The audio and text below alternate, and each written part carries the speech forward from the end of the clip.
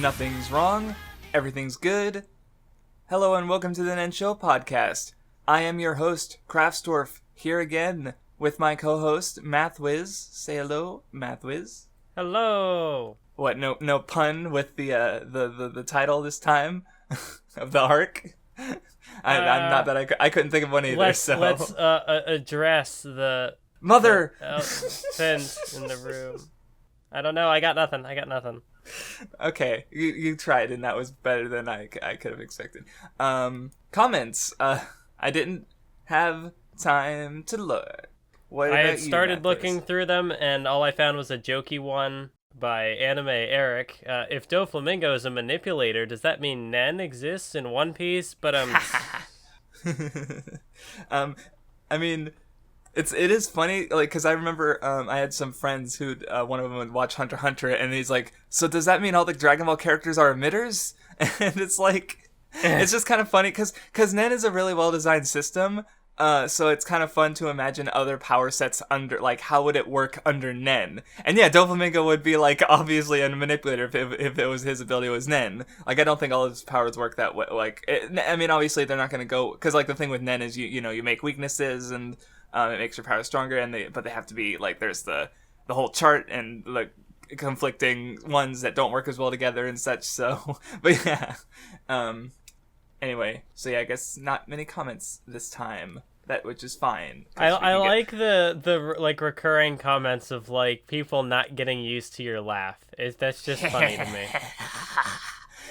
Yeah, I can't help. I'm sorry, I can't help it very well. My voice has always been like a thing. Well, and last time you got me really good with the Dark Souls bit. Like, if we had unique titles for the episodes, then yeah, that would have definitely been part of the reference for in the title for that episode.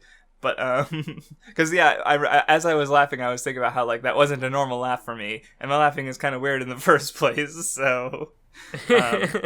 Anyway, I was gonna say something, but I forgot. I will say, because yeah, I actually realized while reading it is, like, because when I last reread One Piece, it was like 2015, and I'm pretty sure Dressrosa was still ongoing. So this is my first time rereading the arc with the whole context of the arc in mind, and I gotta say, like, for me, like, because like it was hype, especially like the first, like, 30-40 chapters or so. It was just really cool.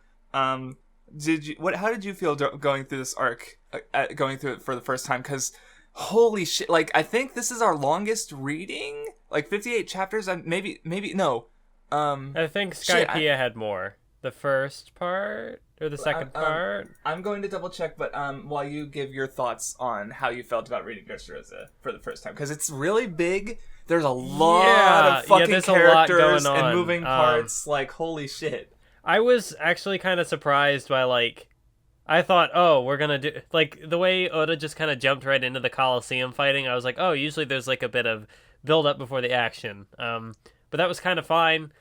He introduced so many characters in this Colloseum. I'm like, okay, I don't quite know what's going on here, because obviously they're not all going to be relevant. But then again, if Oda's taking the time to introduce them, then maybe there's a reason. And then it all kind of comes back around towards the end. So that was... Yes. Oh, there's the reason. And then, like, we're getting, like, the reveals mid-arc. Like, I made a tweet about the one thing that... I got a comment totally out of context on my Talk No Jutsu video. Some guy's just like, this character is back, even though I thought they were dead. I don't, and it's like, it was on the Talk No Jutsu video. It's a Naruto thing. I don't bring up One Piece at all. I don't think I'd read One Piece. And he's just like, oh yeah, Sabo's alive. And you're like, what the fuck? And it was like, the comment was just in the last week or so. It was in, like, the last few days. So it was like, what are the odds? Like, my hope was that because he mentioned the episode and not chapter, you would think, well, okay, maybe it'll happen later or something. But it did happen because, like, well, we'll talk about it later. Well, fuck it, we're talking about it now. Like, the thing with the Sabo thing is, like, you kind of, like, the sake cups where it kind of cemented that he was still alive on the cover story. Then there's also, like, it's like, you didn't see the body in the first place, and then Yeah, when yeah, because Dragon... I immediately was like, Sabo's still alive. When when we were going through the flashback, I pointed it out in that podcast. I was like, there's no body. He's still alive. That was my guess. I think I made a Tosin reference because it's funny. But, because later on, what I didn't point out was when they were on the island, when Dragon Ship was docked on Zoro's home island where the dojo was, there was like a line where it's like, oh, his wounds are so bad. And it's like, who would have been freshly wounded at that time? Who would have been wounded after the fire whose wounds might have been bad? Sabo, picked up by the Revolutionary Army. So like people were already like pretty cemented on that and when the sake cups happened, it was like, okay, yeah, there's no way. And then he showed up, and that's the thing is like when he showed up is still like so out of left field. It's really, I thought it was cool. Yeah, I love how Oda did the reveal because like of course since I had been spoiled on it beforehand, I kind of. Well, I mean, obviously, I knew when I was doing the reading.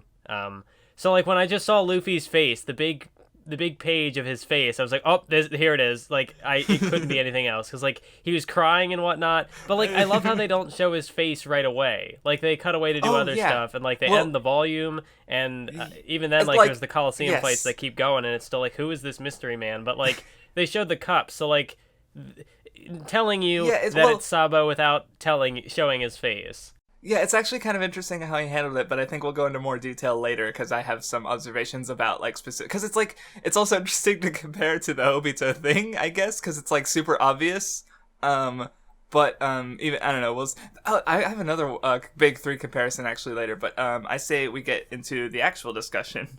Because I guess real quick we could start with the cover story because Jinbei cover story started and the Caribou one finally ended.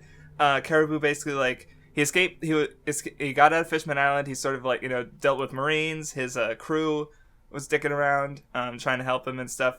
He was confused with a revolutionary. I don't know if I'm not saying he's connected to the revolutionaries, but like Gabaru and like it was a big old thing. I think that's the longest cover story. That isn't one of the catch up with all the other side characters thing. So yeah, it happened. And he was captured at the end by fucking Drake.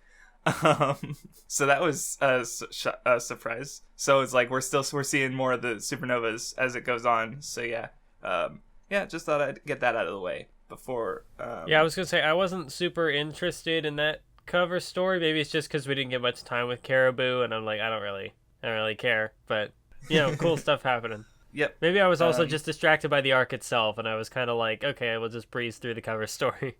Yep. All right. So anyway, where we last left off is Law ordered Doflamingo to step down from the warlords, and some newspapers came out explaining Doflamingo stepped down, the Luffy Law alliance is happening, and also the Kid Hawkins Apu alliance, which we don't really see much of during the stretch of chapters. But this newspaper is actually like super important because it basically sets all the events of the arc in motion. Like later on, it's like, oh, Riku and Kairos and the dwarves or the little people, they were all starting their plans because of what happened with Doflamingo.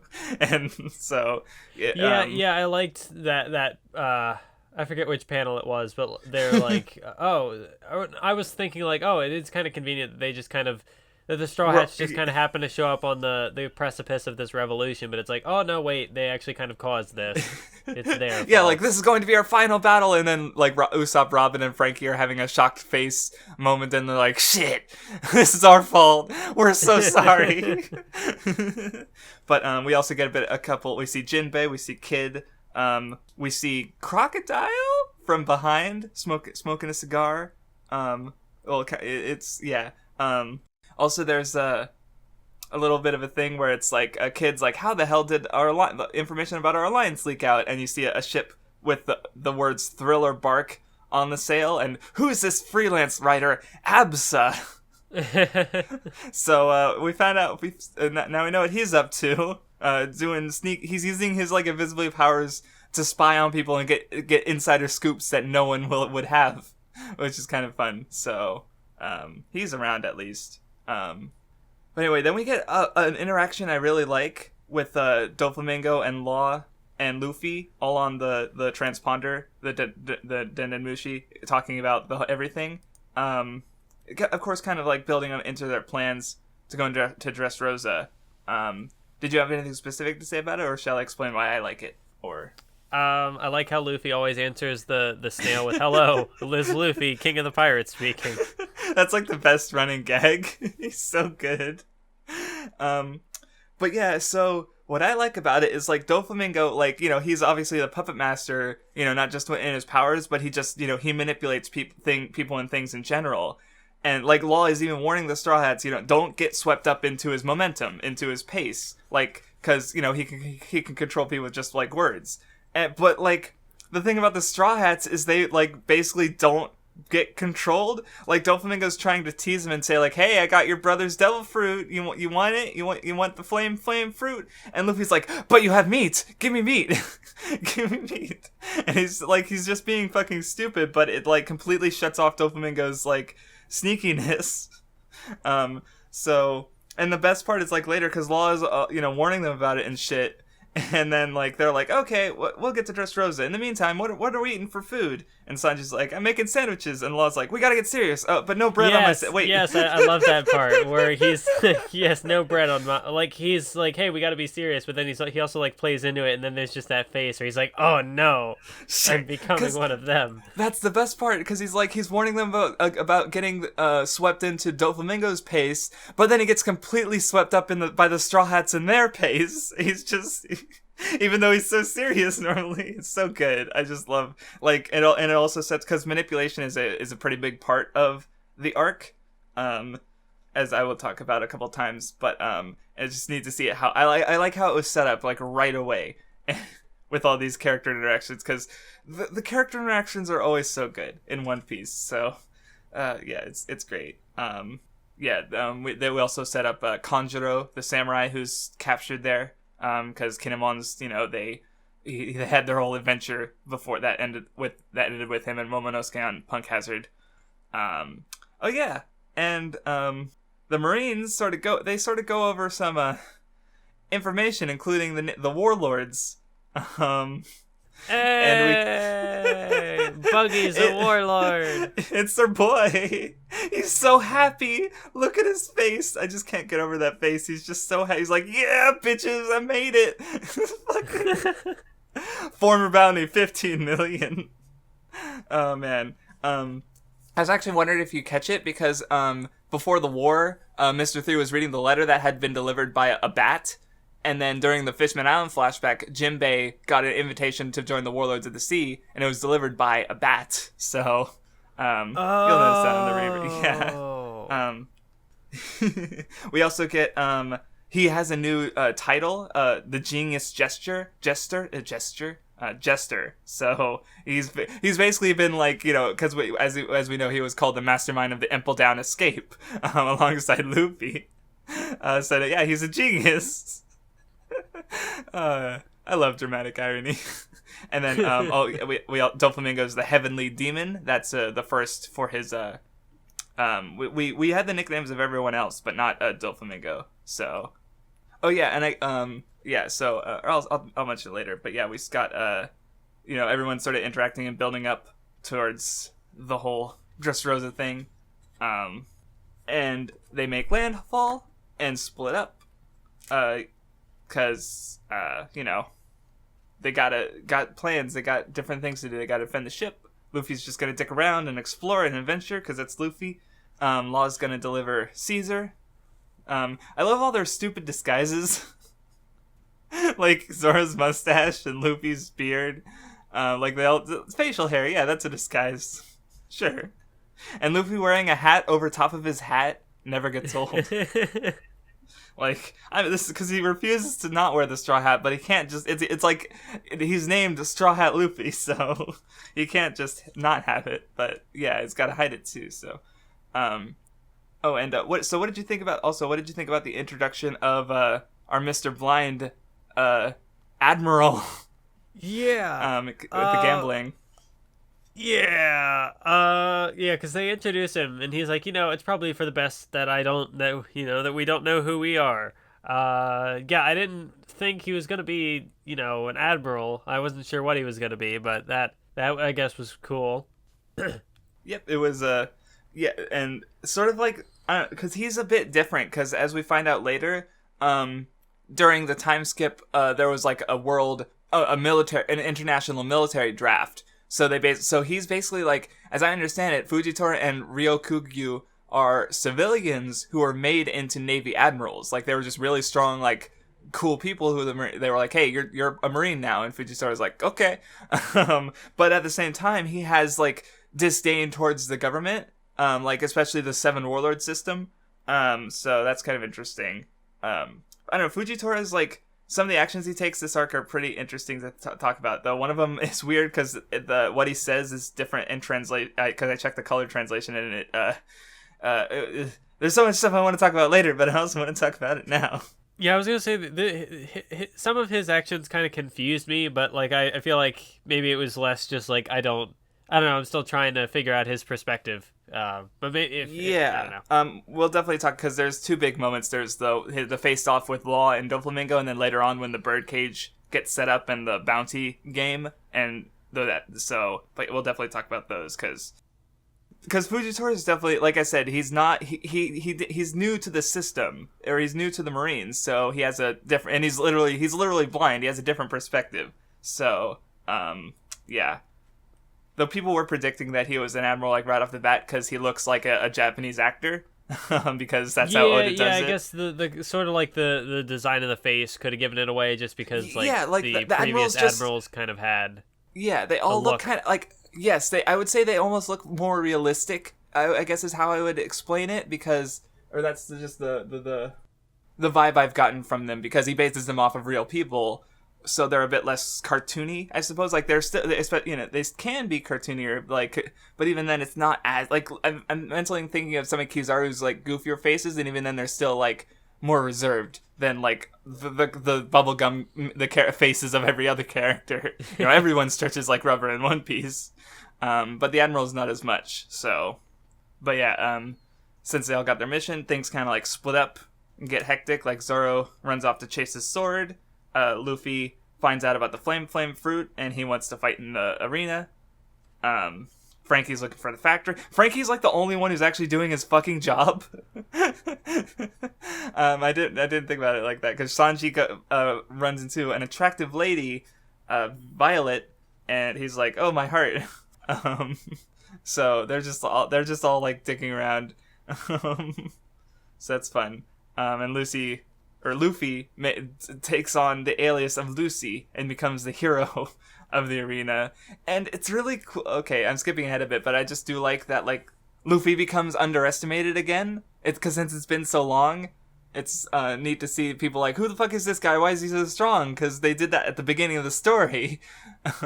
But after he got his bounty, it's like, oh, it's this guy. He's got a bounty this big. He's a serious deal. But so it's neat to see that it's changed. But I'm skipping around. Do you have anything to say about, like, the build up to the arc, kind of going into the Colloseum and stuff?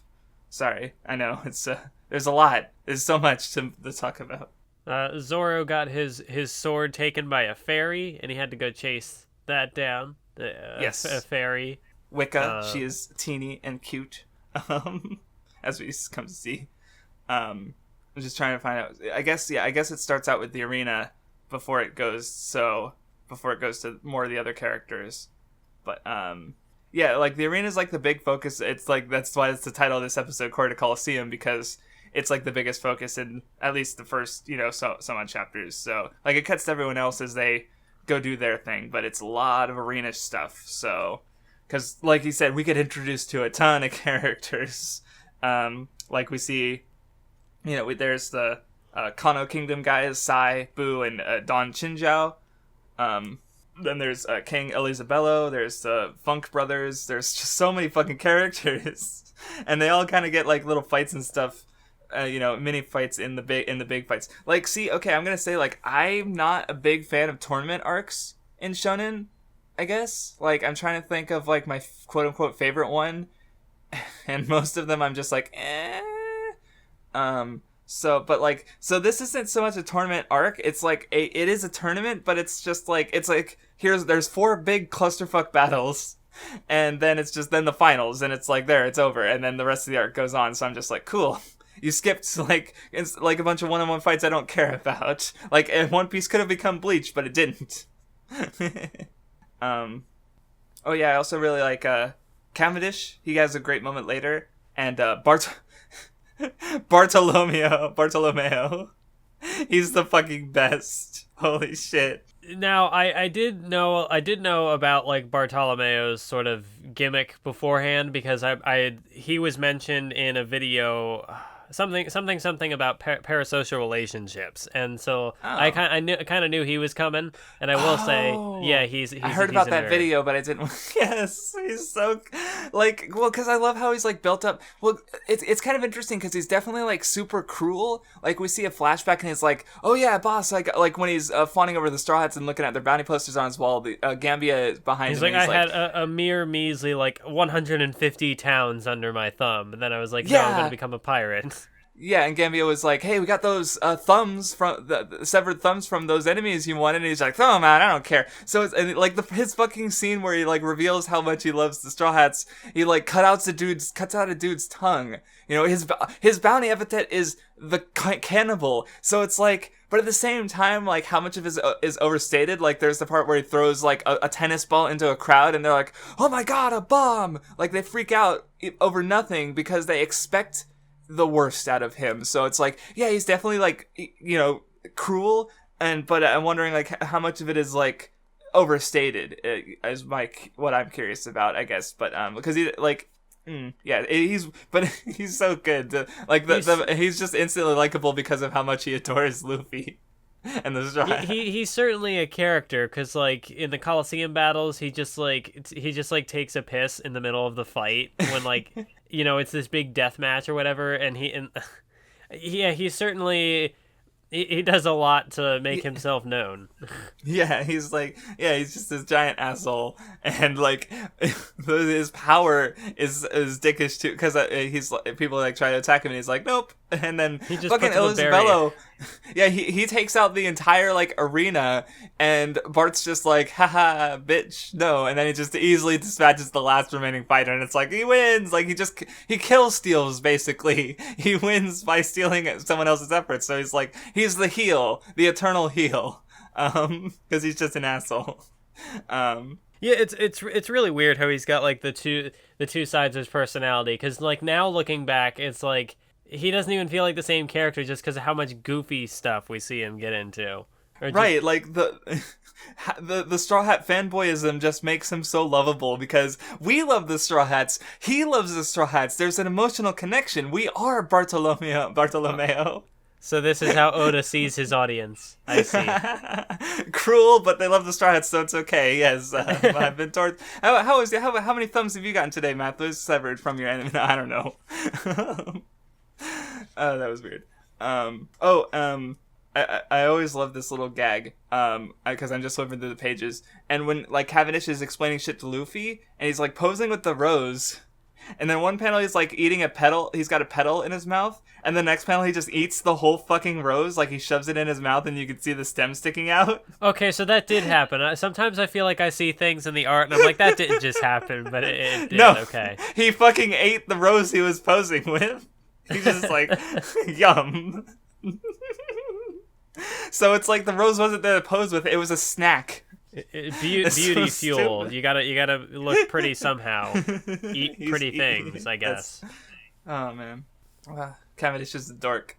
And we also get introduced to very controversial character, Rebecca, who, as it turns out, she's a princess of the kingdom. She's the granddaughter of Riku, who's the former king, and daughter of the big old statue Kairos, the mysterious man who nobody knows. Who might not even exist. Yes. Wink. It's like he's dead, or you know, people die when they are forgotten. But yeah. So wait, like controversial in universe or controversial? Both. No, because the fans are it's very divisive. She's the Orihime of One Piece, is what I'm trying to say. You know.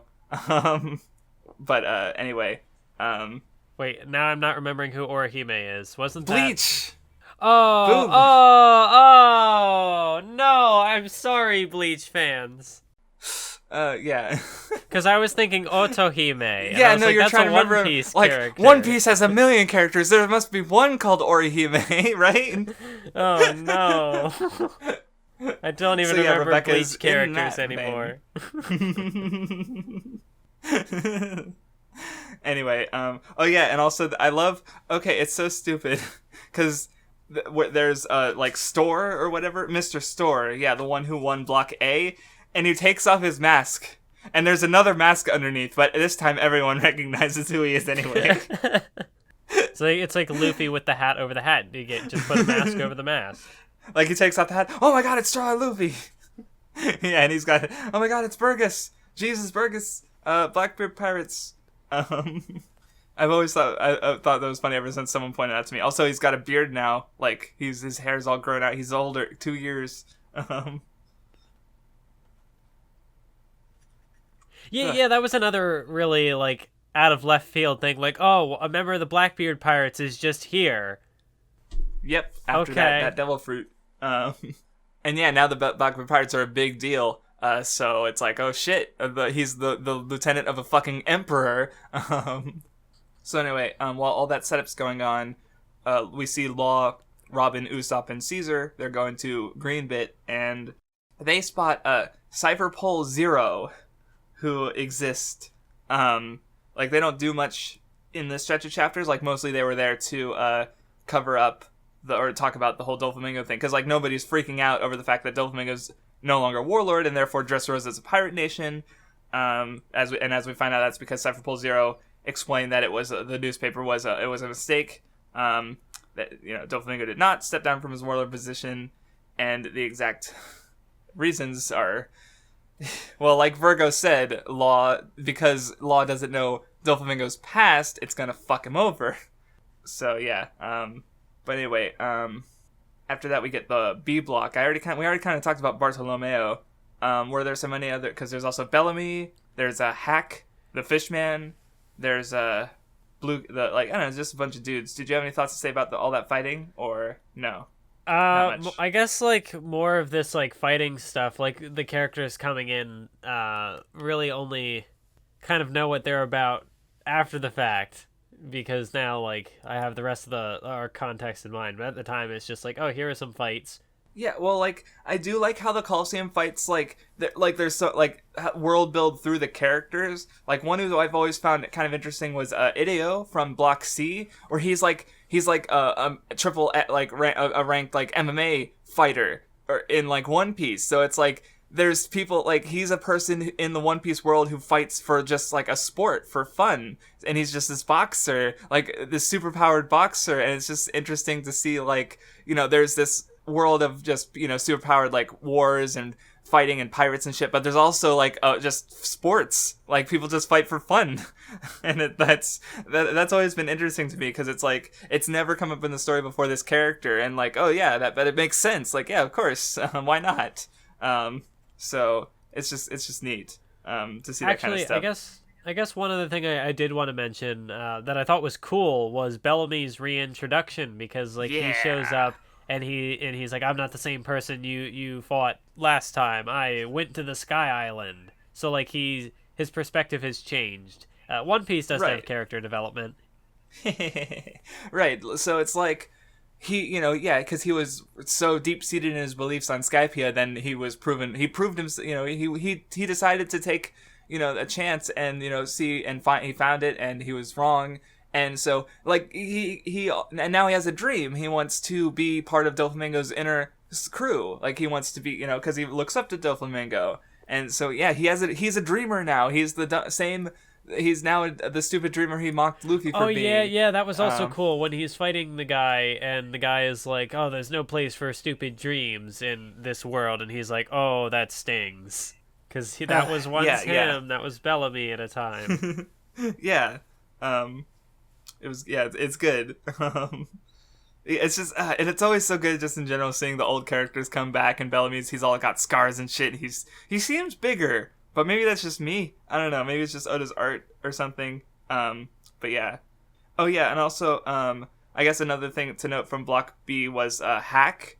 Because, I mean, later we find out he's a revolutionary. But the part that, like, made me, like, mad, angry, and then glad was when, like, he was fighting a random dude who was, like, cursing him out for being a fishman, basically. Like, and then Hack just beat the shit out of him. I'm like, yeah, fuck that guy.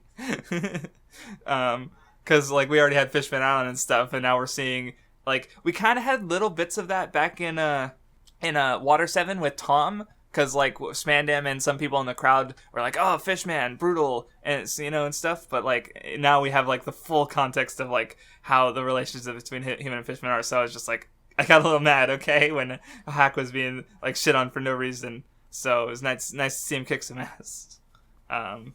So anyway, now that I think about it, though, although this doesn't come until later, but I like how, like, here in the fight, Hack tries to, like, go to Bartolomeo, and that doesn't work because of his barrier. But then later, when he sees, like, Bartolomeo's true nature, he's like, I can't believe this is the guy who broke my wrist. Like, I lost to this guy.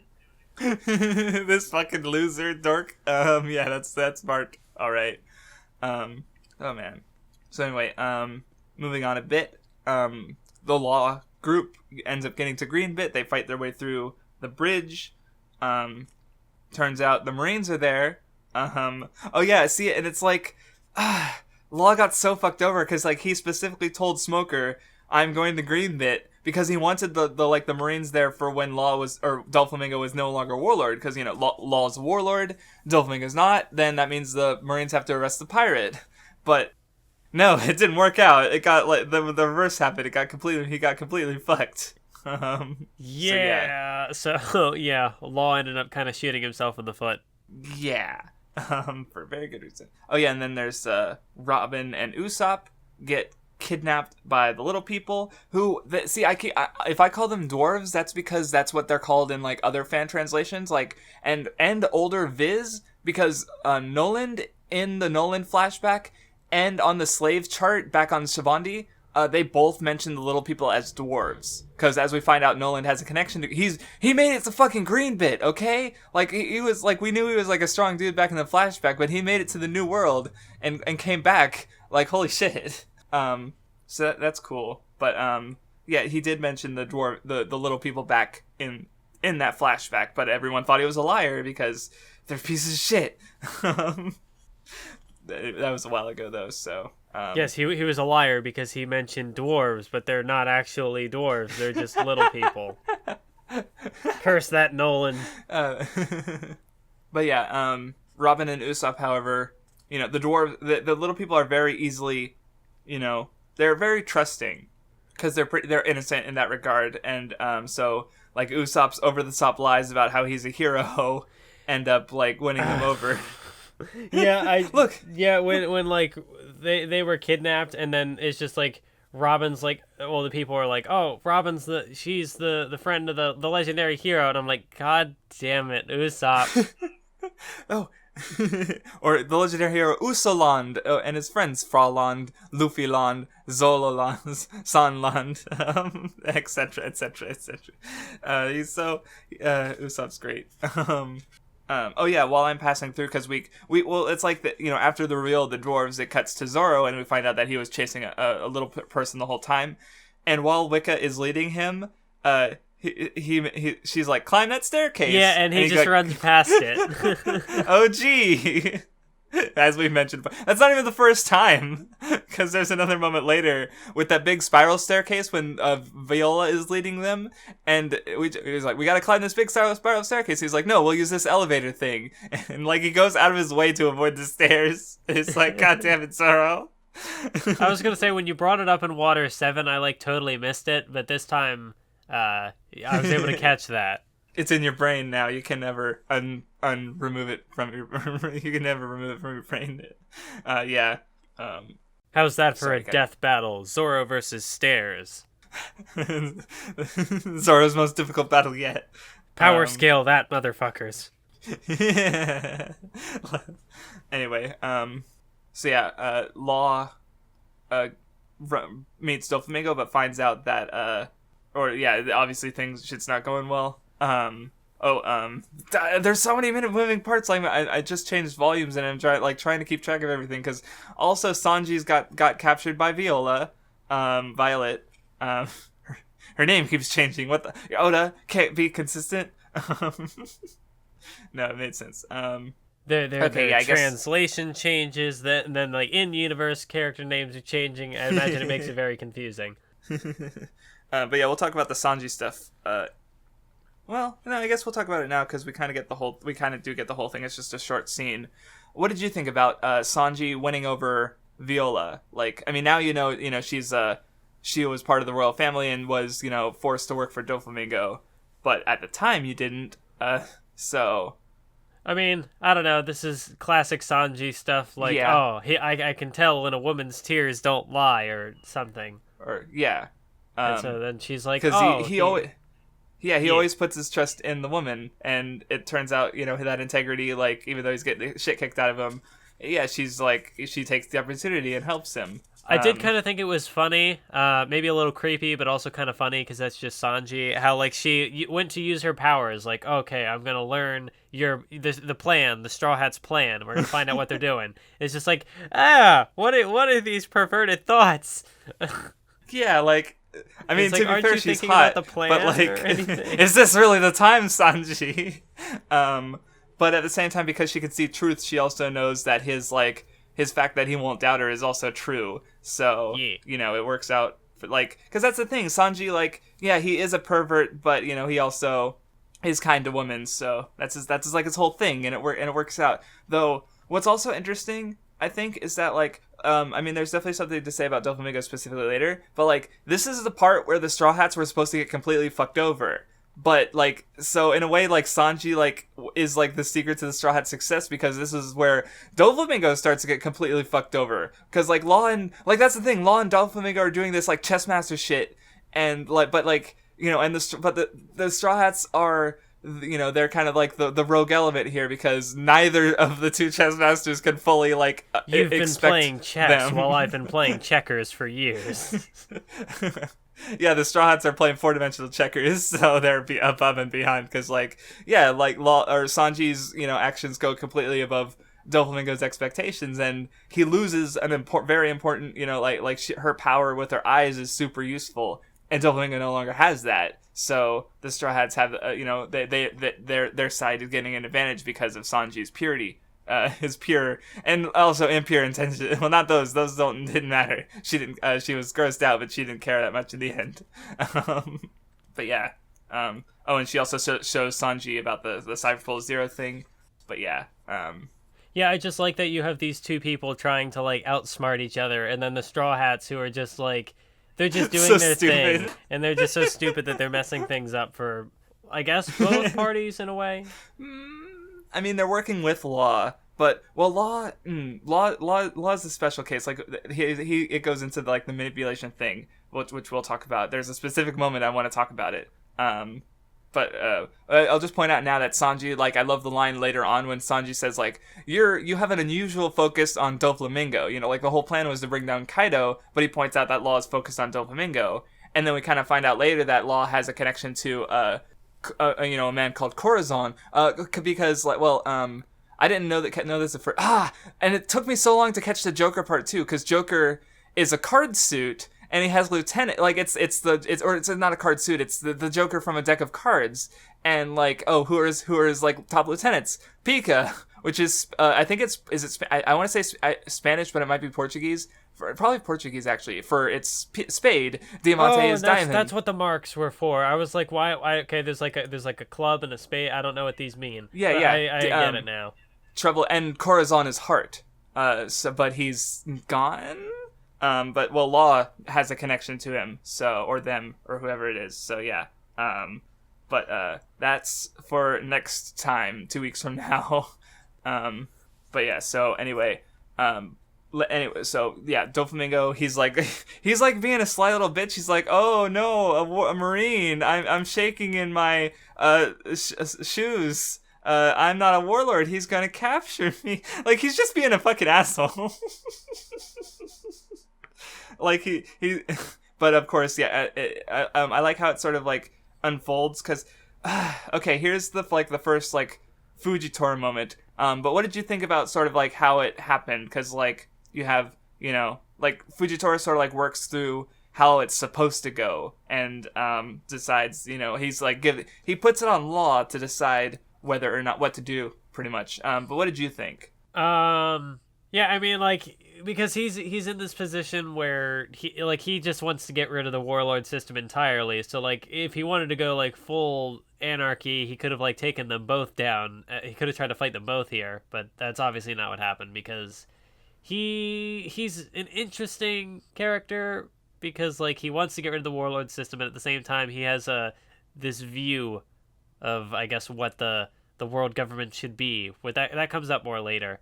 Yeah, well, it's like he's trying to do, like he doesn't like the warlord system, but he's listening to, you know, as a member of the government, he's following he's basically turning a blind eye. He's following their word to the letter.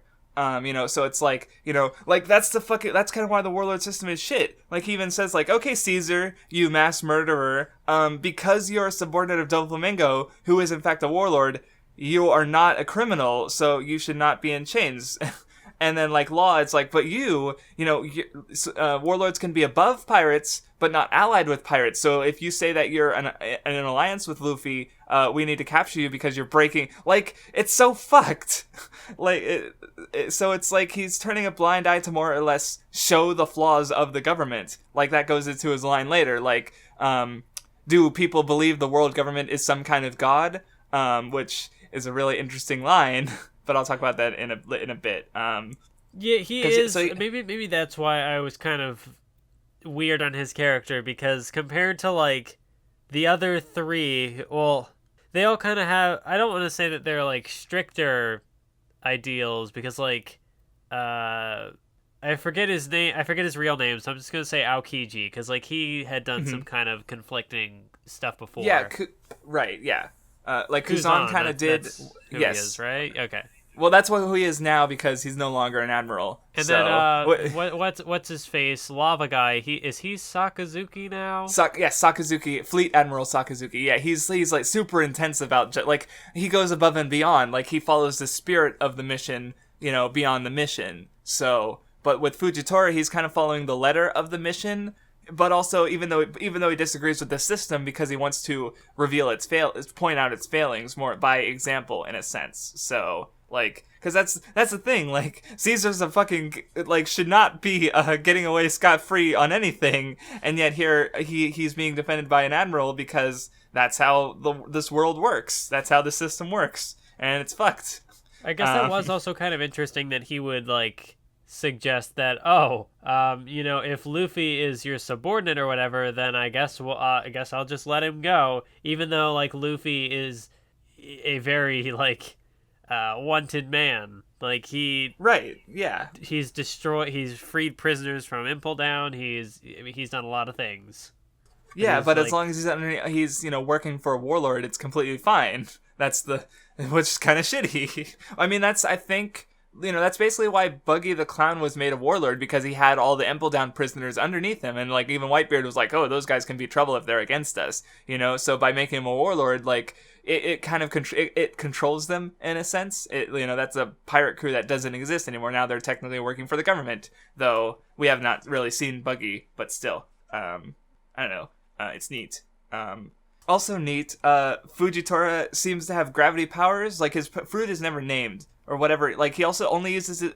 He's got his sword. Like is the fruit in the sword? Is it a gravity controlling sword? I don't know. No, we never get explained. And no, not even out in the rest of this arc. But yeah, I do like, he's just like, meteor. I'm gonna drop a fucking meteor on you guys. Yeah, I was gonna say the setup for his powers was interesting because when he was at the other place, when like he met up with the Straw Hats for a bit, it just seemed like the floor kind of gave out. Like, I don't think we were shown the meteor, so this is like the first time that we had to... I think he didn't... I'm pretty sure he used the force of gravity in that circular area to just crush the whole, like, floor and just push everything through. So it's not he didn't summon a meteor, he just used gravity. Because he floats the marine ship around, Oh, yeah, that makes more sense. That makes more sense that would happen then. And then also, later when he makes things sideways. Okay, yeah, that makes more sense than, like, he just has the power to summon meteors.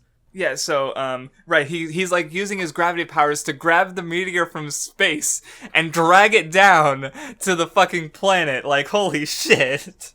One Piece officially has a Madara Uchiha. Yes, who wore it best? Madara, whoever the imagination guy in Bleach, or Fujitora, who wore the meteor best. I don't know. I do really like after the meteor falls and there's just like the three pillars and the three guys standing on them. It's just like holy shit, because they all had their own way to block the meteor. So it's like goddamn, it's cool. Um, um, I guess it does kind of put things into perspective. Like, we are over 700 chapters into One Piece at this point, so we have surpassed Bleach, we've surpassed Naruto, and we're like, in a way, that's almost like a similar like power scaling like benchmark. Like, we've dropped the meteor, but it's interesting to see like how that affects each world. So like in One Piece, like that happens, but it doesn't feel like, oh wow, like.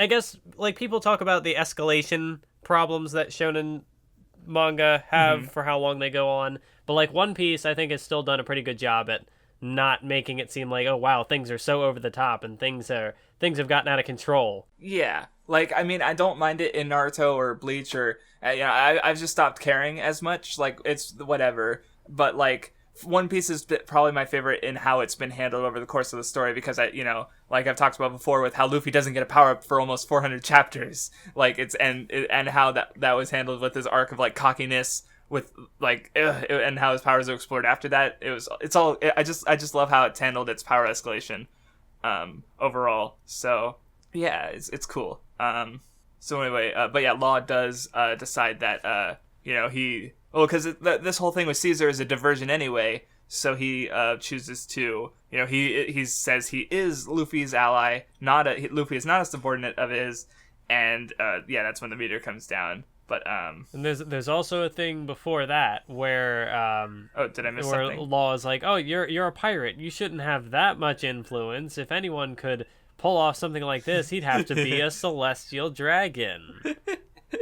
Yep, and okay, and if you couldn't tell, that's where my thing with how I always call them heavenly dragons. Yeah, because it's like Doflamingo was the heavenly whatever he was described as you mentioned earlier. Yeah, well, because there's also the heavenly tribute, which is like attacks to the heavenly dragons. So it's like, Doflamingo, the heavenly demon, stole the heavenly tribute from the celestial dragons. Okay, okay, Viz. Like, so it's like, yeah, the only reason I use heavenly is because I just think heavenly demon sounds better than celestial demon. Like, the other two I'm fine with either way. I just personally prefer heavenly demon, so I just use heavenly for all of them, because they're supposed to be that's the thing. The heavenly demon thing is supposed to imply that, Doflamingo has some connection to the heavenly dragons. Yeah. Which he does. So yeah, that's finally my rant on, my completed rant on why I try to use heavenly over celestial, even though literally everyone else uses celestial dragon, or the original Japanese Tenryubito, because Ten being like angelic, and Ryu being dragon, because Doflamingo's bounty title is Tenyasha, so obviously like they both use the same word, and I'm pretty sure the same kanji too. So yeah. So anyway, we find out exactly more about Usopp's lie about Noland. And now they're like, he's gonna lead us into battle against Doflamingo, and Usopp's like, wait, hold on a minute. That is kind of cool that like he connects himself to Noland, because like obviously there's kind of a parallel there, because like Noland the liar, but he wasn't actually a liar, but Usopp is a liar, but he's also but his whole arc is he doesn't want to be a liar, he wants to tell the truth. But he gets some good moments later. Yes, as we'll talk about. I was gonna say the cliffhanger we ended on for this stretch is really good. Yes, I love that part, but not for a while. The Straw Hats on the boat are attacked by Viola, who is one of Doflamingo's men, woman, whatever, and she's like fucking with the ship and turning them all into like art pieces. I kind of understand all the references, because I'm sure they are, but I know I think Nami is like a Picasso thing, maybe? I don't know, I'm not very good at art, but Brooke's definitely obviously the Scream. Yeah. Yeah, so, but anyway, back at the arena, Bellamy has been, even though he failed, he's been told to assassinate Luffy, and of course, his face when he's like, because he's like, he has a chance. When Bellamy was fighting in the Colloseum, Luffy was like, hang in there, Bellamy. So, like, I did think it was kind of interesting that Luffy, because, like, how much he hated Bellamy the first time around, but I suppose it was more like you're just so far beneath me. Maybe I don't know, but it's interesting that Well, now Luffy's it's kind of like changed his opinion yeah, well, as well. Bellamy's changed, and so Luffy's like, oh no. Well, so yeah, he's giving him a second chance because he changed his opinion. Because like their whole thing was over the Sky Island, and now he's like, you know what, I was wrong. He admitted that, he's shown that he could possibly be better. So Luffy's more into that, and now he was like rooting. He was like, oh no, Bellamy during the fighting. So yeah. But anyway, we're getting into the C block, Luffy's fight. Before we get into that, though, I do want to comment because it's another like little panel gag. But when like Bartolomeo is talking to Cavendish, like he like tries to swipe some of Cavendish's food, and you can see Cavendish's fork clearly like imbued with, it's like black with hockey, and I just always thought that was cute because he's like, I'm not just gonna stab you, I'm gonna stab you with hockey because I know you have fruit powers, you bitch. Like. I always just love because it's so small. It's like you have to like but I definitely feel like that fork has got hockey on it, and it's just because it's just a cool power. Like I just like how like Virgo turned a fucking bamboo stick into a powerful weapon just because of hockey. So yeah, anything can be a weapon. So yeah, it's cool. All right, so what you're saying is when Hisoka uses his magical cards, he's using hockey. Yeah, exactly. The joke comes full circle. We started off making a joke about Nen, and now it's.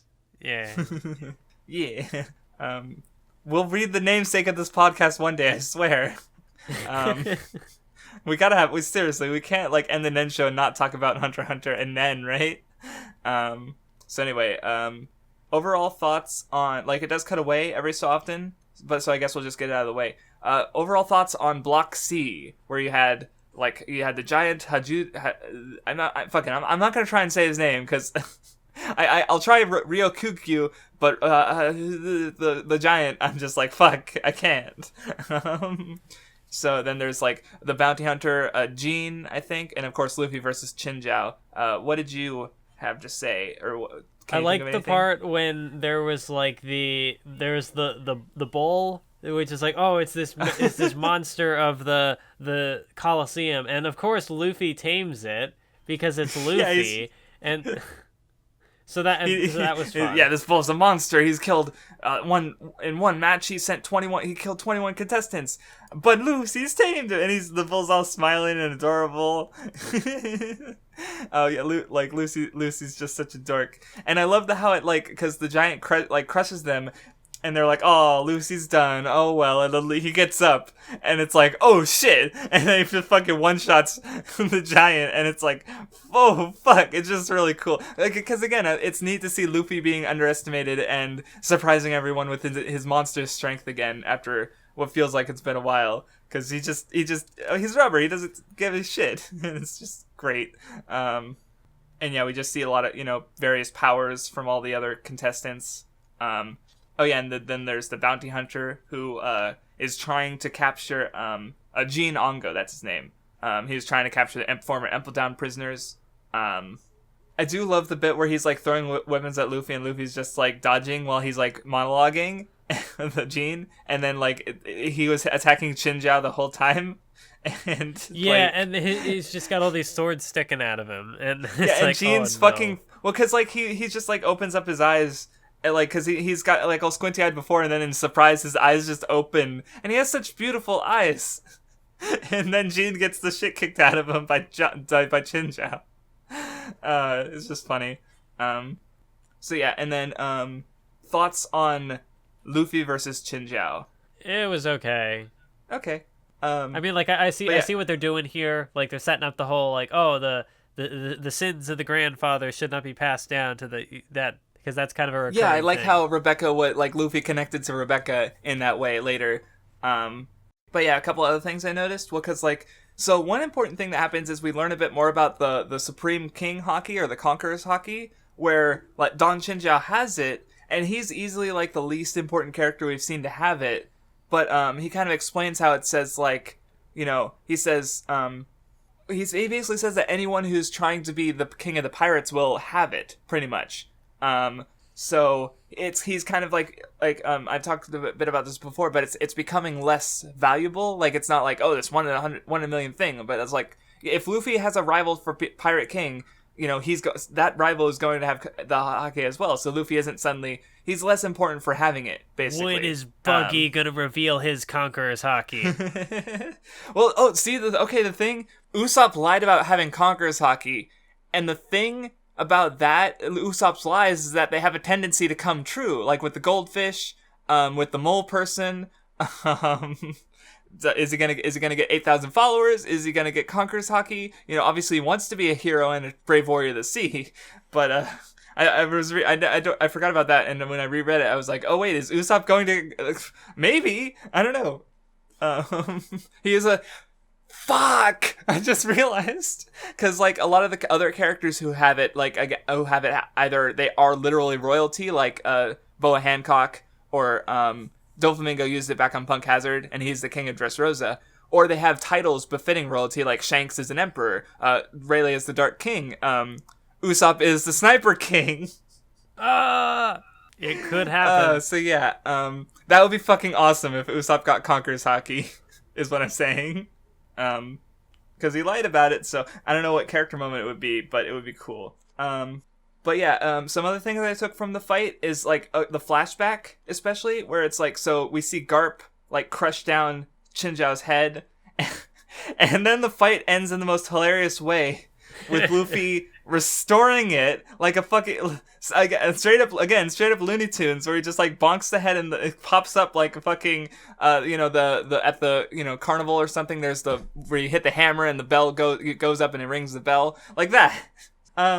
Which I also thought was neatly like that's just kind of the difference between like the Luffy and the world government. Like the world government, oppresses, it restricts. So Garp, basically ruins, crushes Chinjao's dreams, and he can no longer get that treasure. Whereas Luffy gives people opportunity, so he restores it.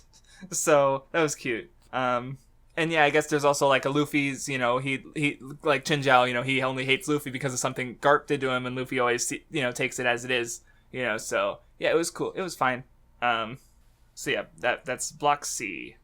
But there was some stuff it cut to, during that. Let me, skim through and see if there was anything important. I was gonna say there's the whole stuff going on with the toy soldier, the one-legged toy soldier. Yes, he's giving lots of information to Frankie about how the toys work. They are people transformed to toys, and when that happens, they are forgotten. So they're effectively they're basically turned into slaves. They are the unwanted things, made cut away from their families and friends, and yeah, it's fucking shit. But Doflamingo's using that to control everyone. So yeah, Usopp and Robin find out that the factory is underneath the Colloseum. Oh, I love the bit where Frankie gets led to the little people, and Zoro's watching Luffy fight on the monitor, and it's just adorable to see Zoro he's got his fists up rooting for his captain. He's like, well, why didn't he invite me? Yeah, I wanted to fight. And Zoro's just such a dork. It's just cute. Oh no, that doesn't happen yet. Never mind. That was go on. Well, this was a different section. That's fine. But I like the part where Law he's still tussling with Doflamingo and the Admiral guy, and I forget it. He calls the Sunny, and Chopper and them are like, help, we need help. And then Law is like, no, you need to help me. Get the ship over here. And then Nami's just like, what a jerk, ignoring us and telling us what to do. Who does he think he is, Luffy? I forgot about that. That's funny. That is funny. But yeah, it's also funny because it's like, we need help. And it's like, no, fuck, I need help. It's like, Law's kind of dealing with a fucking admiral and a fellow warlord of the sea, so it's like, Jesus fuck. But yeah, I forgot about that. That's funny. But anyway, after the fight, Luffy goes back, and everyone's flipping out. Chinjao's trying to thank him and bowing his head and crushing the floor. Luffy's like, stop attacking me. Cavendish knows he's Luffy now, so he's trying to fight. And Bartolomeo is just like, I can't get close to him. I can't go talk to him.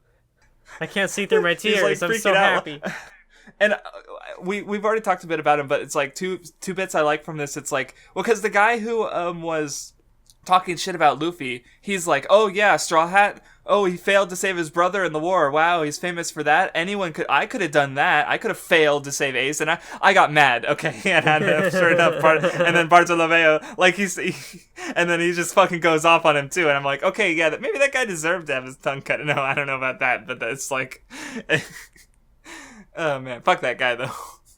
Oh, and also, I love like the story of how Bart came to love Luffy because he saw the Logtown shit, the lightning bolt come down, and he's like, it's a miracle. And then he was following him in the news, and we're like, holy shit, this dude's awesome. And eventually he became a pirate. So yeah, he's so good. And his face is like where he's like peeking across the corner, and he's like, oh man, my nerves are killing me. Oh, it's him. I can't see him through the tears. He's just like he's such a fucking fanboy nerd. I love him. So anyway, Luffy gets led away by Rebecca, and we get a brief encounter between Luffy, Jesus Burgess, and Blackbeard over the fucking the phone snail.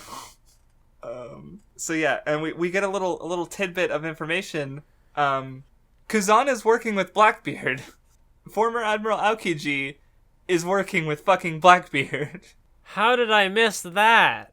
Yeah, because like they're talking on the phone, and because Burgess doesn't trust a former government agent because Blackbeard says, doesn't that go for Shiryu too? But yeah, Burgess is like, I can't trust Aokiji's words on this. Like, it was just like it doesn't come up after that panel, but it's like, well, because like last time we found out that Aokiji, like Doflamingo's like, Aokiji's up to some serious shit. Like, I don't know what's going on with that dude, and now we find out like he's in league with the fucking emperor, not just any emperor, fucking Blackbeard.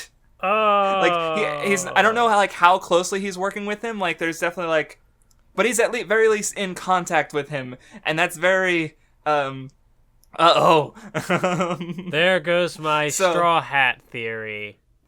Oh, Aokiji for straw hat? No, Aokiji for Blackbeard pirates, which actually is an interesting piece of potential evidence to the Smoker thing, because if Smoker joins the Straw Hats and Aokiji joins Blackbeard, and Blackbeard and Luffy fight, who's gonna fight Aokiji? It might be Smoker. That would be a fucking awesome fight, though. Let's be real. Like, holy shit. If that, again, that theory is, there's still the Tashigi thing, but I just really like that idea, because Smoker joining the Straw Hats would be cool. But yeah, once I got the idea of, Aokiji versus Smoker in my head, I was like, oh shit! So yeah. But anyway, Luffy gets some food from Rebecca, which immediately earns, she gets all of his respect and admiration for that. Even though she, tries to kill him.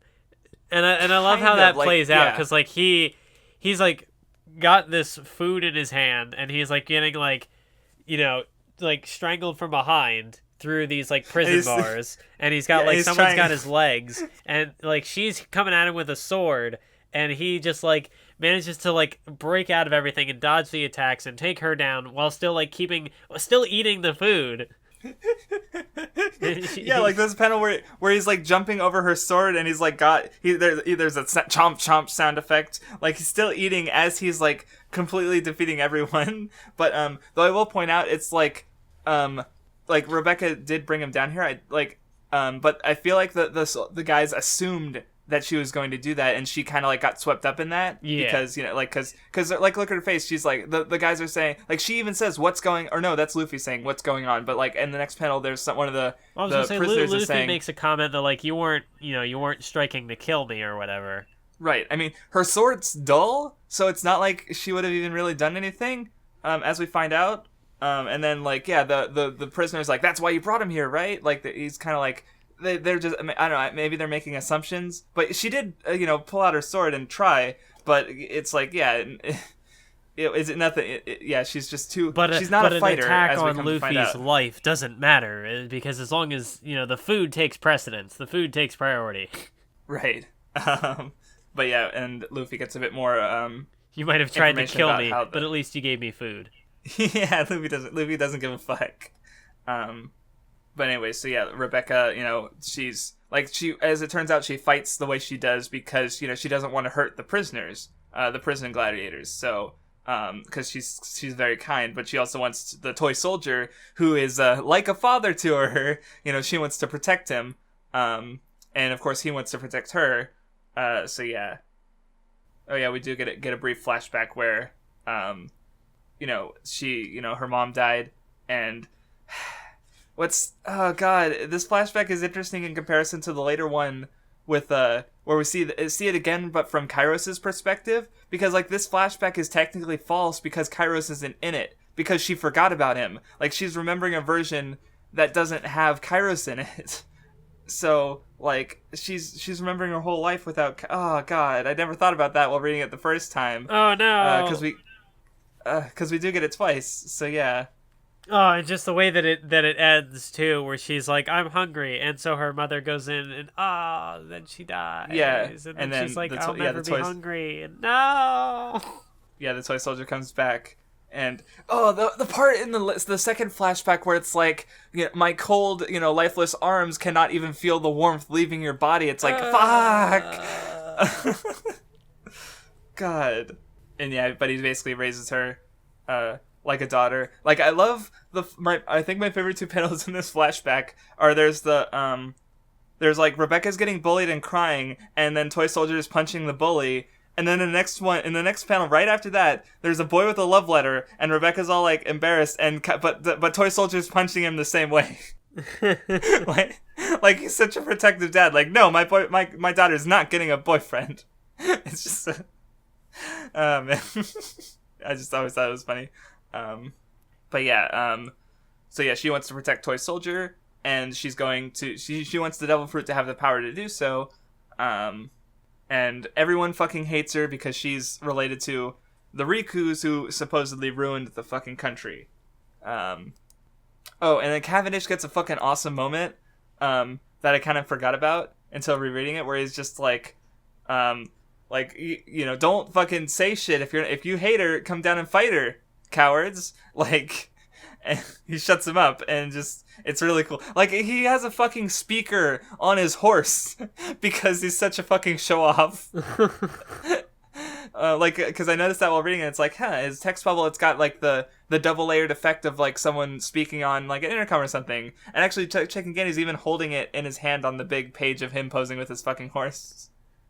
He's such a goofball. Cavendish is good. And then he has like this look on his face, and the one guy behind him, it's like, yeah, I get it. People are like that. They can just be kind of swept along. And he's like, they love me. He's such an attention whore. Oh, and also defending a woman. And his bounty nickname is the White Knight. God damn it. Yeah, that's true. I just thought that was funny. But yeah, this fight is given way less attention because there's less important characters in it. Like, honestly, like, even, like, there's other, like, random guys. Oh, no, some of them do, like, Suleiman, but not, like, he shows up. He's one of the, like, allies in the later part. Yeah, this one there's so many. Kind of goes on for a while just because it's more of a background thing, because at this point we kind of start cutting around to a bunch of other stuff. Right. Like, where, like, with Luffy's, it's, like, it focused on Luffy for, like, a little while, for, like, a few chapters. Then it cut away, like, everyone else, in bits and pieces. And then it cuts back to Luffy for, like, the rest of it. Whereas this one, it's, like, it doesn't matter. So we just kind of see it, like, piecemeal, as we see everyone else doing stuff. Because, again, so many fucking characters. Oh, yeah, Brooke, betrays the Straw Hats. Yeah. The monster. I care more about my, artistic pursuits than... my friends, and also, can you transform my violin bow back so I can, oh no, it was my sword, thanks. He's such a sneaky boy. For once, a member of the Straw Hats gets to outsmart their opponents. Brooks goes so good. So anyway, we cut back to Doflamingo, who has, they got him and Fujitora have Law beaten, and he's gloating. He's talking about how, we get some bit more world building. It's the history of the world government, where 20 kings from 20 kingdoms established, today's world government. 19 of those families, had to be replaced, Not the Nefertaris from Alabasta, no. So in other words, like, Vivi is she's not a heavenly dragon because she never ascended, so to speak, but she is of one of the 20 families. So that was a little tidbit. But we also find out that the Rikus replaced the Don Quixote family, who are heavenly dragons. So yeah, that happened. Bum, bum, bum. But yeah, we don't know the full details of Doflamingo's stuff, but I'm sure we will. But yeah, Zoro arrives at the arena, to looking for Luffy, and he runs into Bart. Oh yeah, while Doflamingo is talking to Law, I love the little bit where he's like, I got to deal with the Straw Hat crew. I can't count the number of people who underestimated them and got burned. Like, Doflamingo does. He's like this super evil villainous mastermind guy. But there's this in another scene later where he's actually like, he's not doing the typical evil mastermind shit. Like in this one, he's trying to treat the Straw Hats as like a real threat. Like he's coming up with all these plans to deal with them. Of course, they're kind of impossible to plan around, but he's trying. Like he's trying not to underestimate them. Like, I love the bit later where Law's like, where he's just like, oh, fine, those guys can run away. When I capture Luffy and the rest of them here, they'll come back. And he's like, who just said something about underestimated the Straw Hats? And Doflamingo just goes silent, like, and then, but yeah, there's another scene later. I just like, Doflamingo's good, is what I'm trying to say. And again, he's like, this is the first arc where the main antagonist is someone who is not introduced in this arc. So it's like, Jesus fuck. Like, this guy was introduced, like, what, 400 or 500 chapters ago? Give or take? Like, Jesus Christ. But yeah, when the Straw Hats arrive, Law slips away. I did think it was interesting.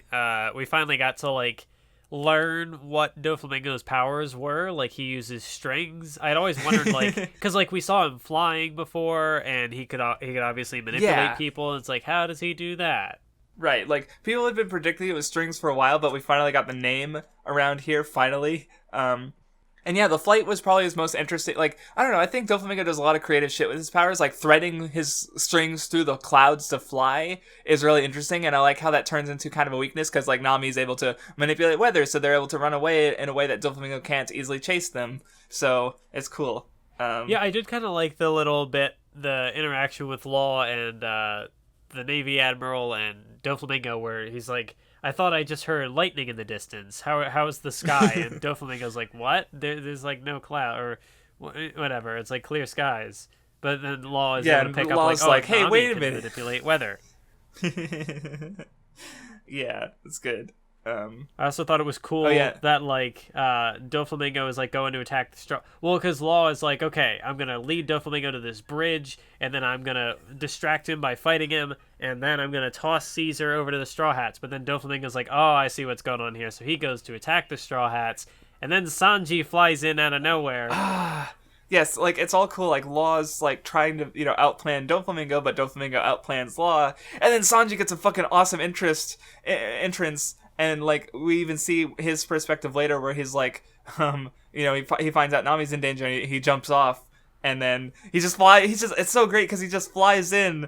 And when my crew is crying, that's your cue to stay the hell away. And Doflamingo's like, oh, you're strong. It's just so, it's cool. Sanji's cool. How often do we get to see, like, someone who's not Luffy, like, fighting the main antagonist? I mean, like, this isn't really much of a fight. It's just kind of like a brief thing, but it was still kind of cool. Yeah, Doflamingo's got, like, in a one-on-one fight, like, he's got, like, he's able to freeze Sanji, and just, it sucks for the poor dude. Like, he just keeps getting his ass beat.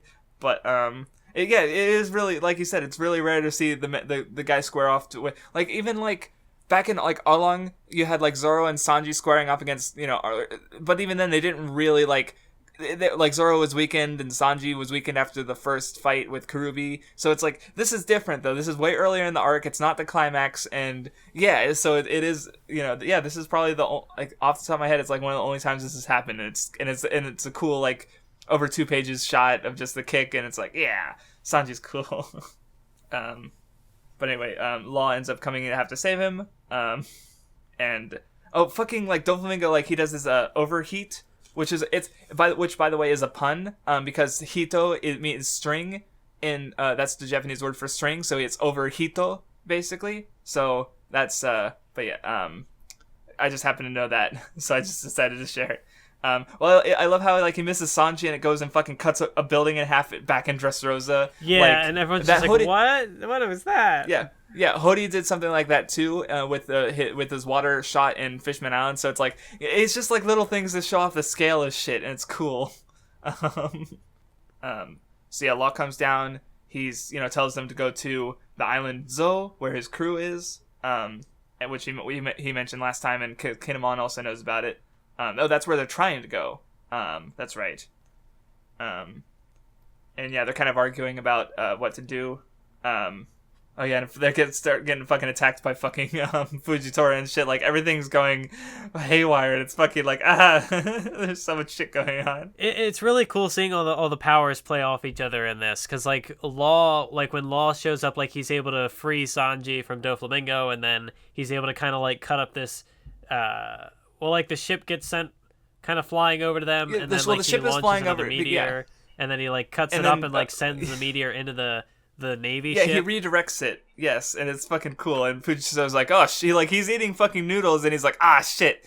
Law, I forgot Law's there. Like, yeah. Oh, and then we get the line I mentioned earlier where Sanji mentions that Law is invested in Doflamingo. Just wanted to point that out because that's when it happens. Oh yeah, and then so yeah, Law he's trying to get the Straw Hats to go. He takes Viola and he's holding her hostage. And what's interesting about this reaction is that Viola's basically saying, "Don't worry about me. Just take care of Law." Like she's basically letting herself die, or she's willing to die for Doflamingo's sake. But Doflamingo, he wants her safety, which. We see it later too, but Doflamingo, like, he only cares about, like, his inner circle, but he deeply cares about them. Like, everyone else, like, he can fuck themselves, but his inner circle he actually cares about, even though, yeah, like, he's, like, this evil shithead, but, it's good. It's really good. Like, him, Moria, and, like, Arlong are, like, some of the only villains who, like, actually care about their subordinates. And in Doflamingo's case, he's, like... He's like outside, like he's like the evil, like he's like a crime lord. He's fucking like does torture and shit, but no, he still cares about his comrades, and that's really I've always thought that was neat. Yeah, I definitely think that's like just antagonists in general who like have something like people that they actually care about, and they're not just like, oh, well, I'll just screw over my subordinates to benefit myself. Like, I mean, not that those antagonists are inherently bad, but I just think it's interesting to see people have those kind of. I don't know if I'd call it a flaw, but like something. Well, like the part that I wanted to mention earlier that comes up later is like after everything goes wrong, like Treble is unable to protect Sugar, Diamante was unable to keep the fruit out of Luffy and apparently Sabo's hands, and Doflamingo's like it's fine, you guys fucked up, it's all right though, we just need to look forward. Like he forgives them, where like normally the mastermind guy, he's like, Starscream, you have failed me for the last time, that kind of shit. So he's like, that's the other thing, like again the mastermind just not doing the generic evil mastermind shit that gets him fucked over. And so like he's trying not to underestimate the Straw Hats, but like they're too Straw Hat for him at the same time. But like he forgives his subordinates, and deeply it does actually care about them to a degree. He like, even though they're willing to sacrifice themselves for him, but he's not quite willing to sacrifice them. So it's cool.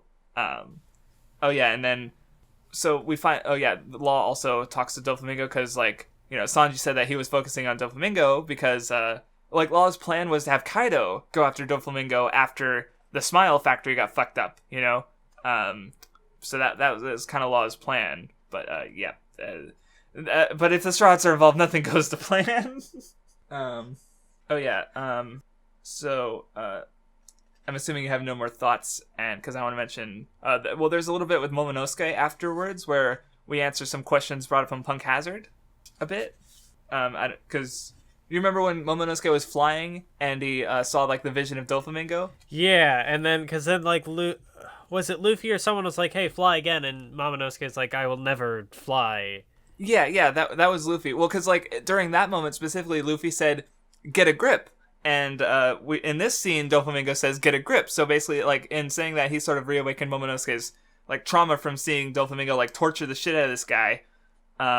and then brutally like slash him, and he's like, don't ever show me a fight. Well, because like, but the scene, so that scene answers that question, but it's also like, because Doflamingo like terrifies Momonosuke for because of that, but in that little speech he gives to the guy, Doflamingo reveals like a pretty important part to his character, where because he says like because he's talking about he wants the arena fighter to bleed and fight, because that's what people like, and he says every human being, even the most pious saint, harbors a latent streak of barbarity that surfaces when he sees blood. Like, Doflamingo has this belief that everyone has, evil within them, which is definitely important, because, like, Doflamingo tries to manipulate everyone, and that's, like, his idea of humanity. And that's why I think if he fails with the Straw Hats, because, like, they're pure, they're good, they're not, like, they don't have that, like, evil within them to, they don't fight because they enjoy fighting, necessarily. Zoro does. so maybe Doflamingo could manipulate Zoro. Like, going back to the Sanji Violet thing, like, Sanji was, too good for Doflamingo to manipulate, in a sense. Like, even though, yeah, he's a pervert, so he does, he's not totally pure, but at the same time, he's better than Doflamingo would expect a human to be, so to speak. Like, just keep that in mind. Doflamingo is cynical, is what I'm trying to say. And that's important in regards to, like, he always tries to manipulate people because he thinks he understands human nature. And that's also kind of important with the conflict with the Rikus, because they're like pacifists and stuff. So they're the nicest, I guess, but Doflamingo doesn't believe in that. So yeah. Oh yeah, D Block is still happening. That's right. Yeah, I have some things here, but because of like how much it cuts around, I'm not quite sure like when things pop up. So I'm like, I don't know when to. Yeah, I'm definitely, because yeah, there's like a big flashback. There's like a flashback of like Riku and Doflamingo taking over before D Block ends. Like, we'll talk about D Block when it ends. It's just like there's just so much other shit to get to before D Block ends. Like, holy shit! I'm going through, and it's like, Jesus fuck. There's a lot. Like, no, D Block has to be over by this point, right? No, I don't think it is. What the fuck? Maybe we should just talk about D Block now. Did you say you had something to say about D Block? Or no, okay, because it cuts around so much. I was gonna say I don't think I have anything to say about D Block specifically. Oh, okay, specific. Gotcha. Never mind. I misunderstood what you meant. It's more like everything else surrounding it. Gotcha. Because yeah, like as the fighting goes on. Well, we saw earlier Vice Admiral Bastille was like, "Why aren't the pirates coming out? There should be a bunch of losers who were defeated." And then we find out that they're being turned into toys. They're being like dumped into a containment area, and I like the part where they look at the list and they're like, okay, well, it was like we could go in after Straw Hat, but we need to, there are other criminals in there like Don Chinjiao and who the fuck is this guy? I don't recognize I any love of it. these. Yeah, because they're being turned into, and then the part like where like Riku and Chinjiao are talking, and Chinjiao's like, man, I wish I had a grandson to pick up my legacy. And, like, he's sad about the fact that he has no grandchildren. And, and then you see Abula and Jeet, the two guys who are fighting, and, like, they're like a duo, and he's like, oh, man, I hope I, the solo fighter Jeet, get turned back into a human. And I'm like, I hope I, the lone wolf Abdullah, get turned back into a human. And, like, because they forgot about the other one. Yeah. So yeah, it's kind of it's I mean, because like memory loss is like it's always interesting because memories are more or less what shape who you are. So there's got to be some liberties taken because like you like I feel like you can't just remove a person and like all their experiences with that person and not change as a person, especially if they're like important. So like there's some liberties that got to be artistic liberties because like Jesus fuck, it's hard, like it's all fictional. So yeah, you can only imagine, but. As long as it's consistent, so it's fine. I also really like the scene down in the prison where Riku is revealed, and they talk about how all the other countries have their own relations with Dressrosa, past and present, like size. They're like, hey, there's weapons going to our enemies that we're in this war we're fighting right now. And then that like things used to be peaceful because of Dressrosa, and now that Doflamingo has power, there's lots of war. And I just like the page where everyone like bows, like a bunch of toys like get up and they bow to Riku. They still are loyal to this old king, the former king. It was just a cool moment. I did like the one part where Luffy's still like down in the prison area before like he gets out of there, and the prisoners are like, "What you?" Yeah, because Luffy is talking about Dressrosa, and he's like, "Oh, I thought this was a super fun, happy place, but after I see you, I guess not." And they're like, "Well, what you saw was the world of light, the winners. Doflamingo separates everyone into the obedient winners and the rebellious losers, because losers are nothing but trash." And Luffy, right? And Luffy's like, "That sounds kind of like the land where I grew up." Yeah, and like just the Goa comparison, and then which Sabo also makes later. So that was cool.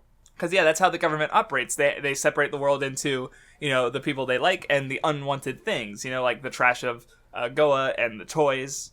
So, yeah.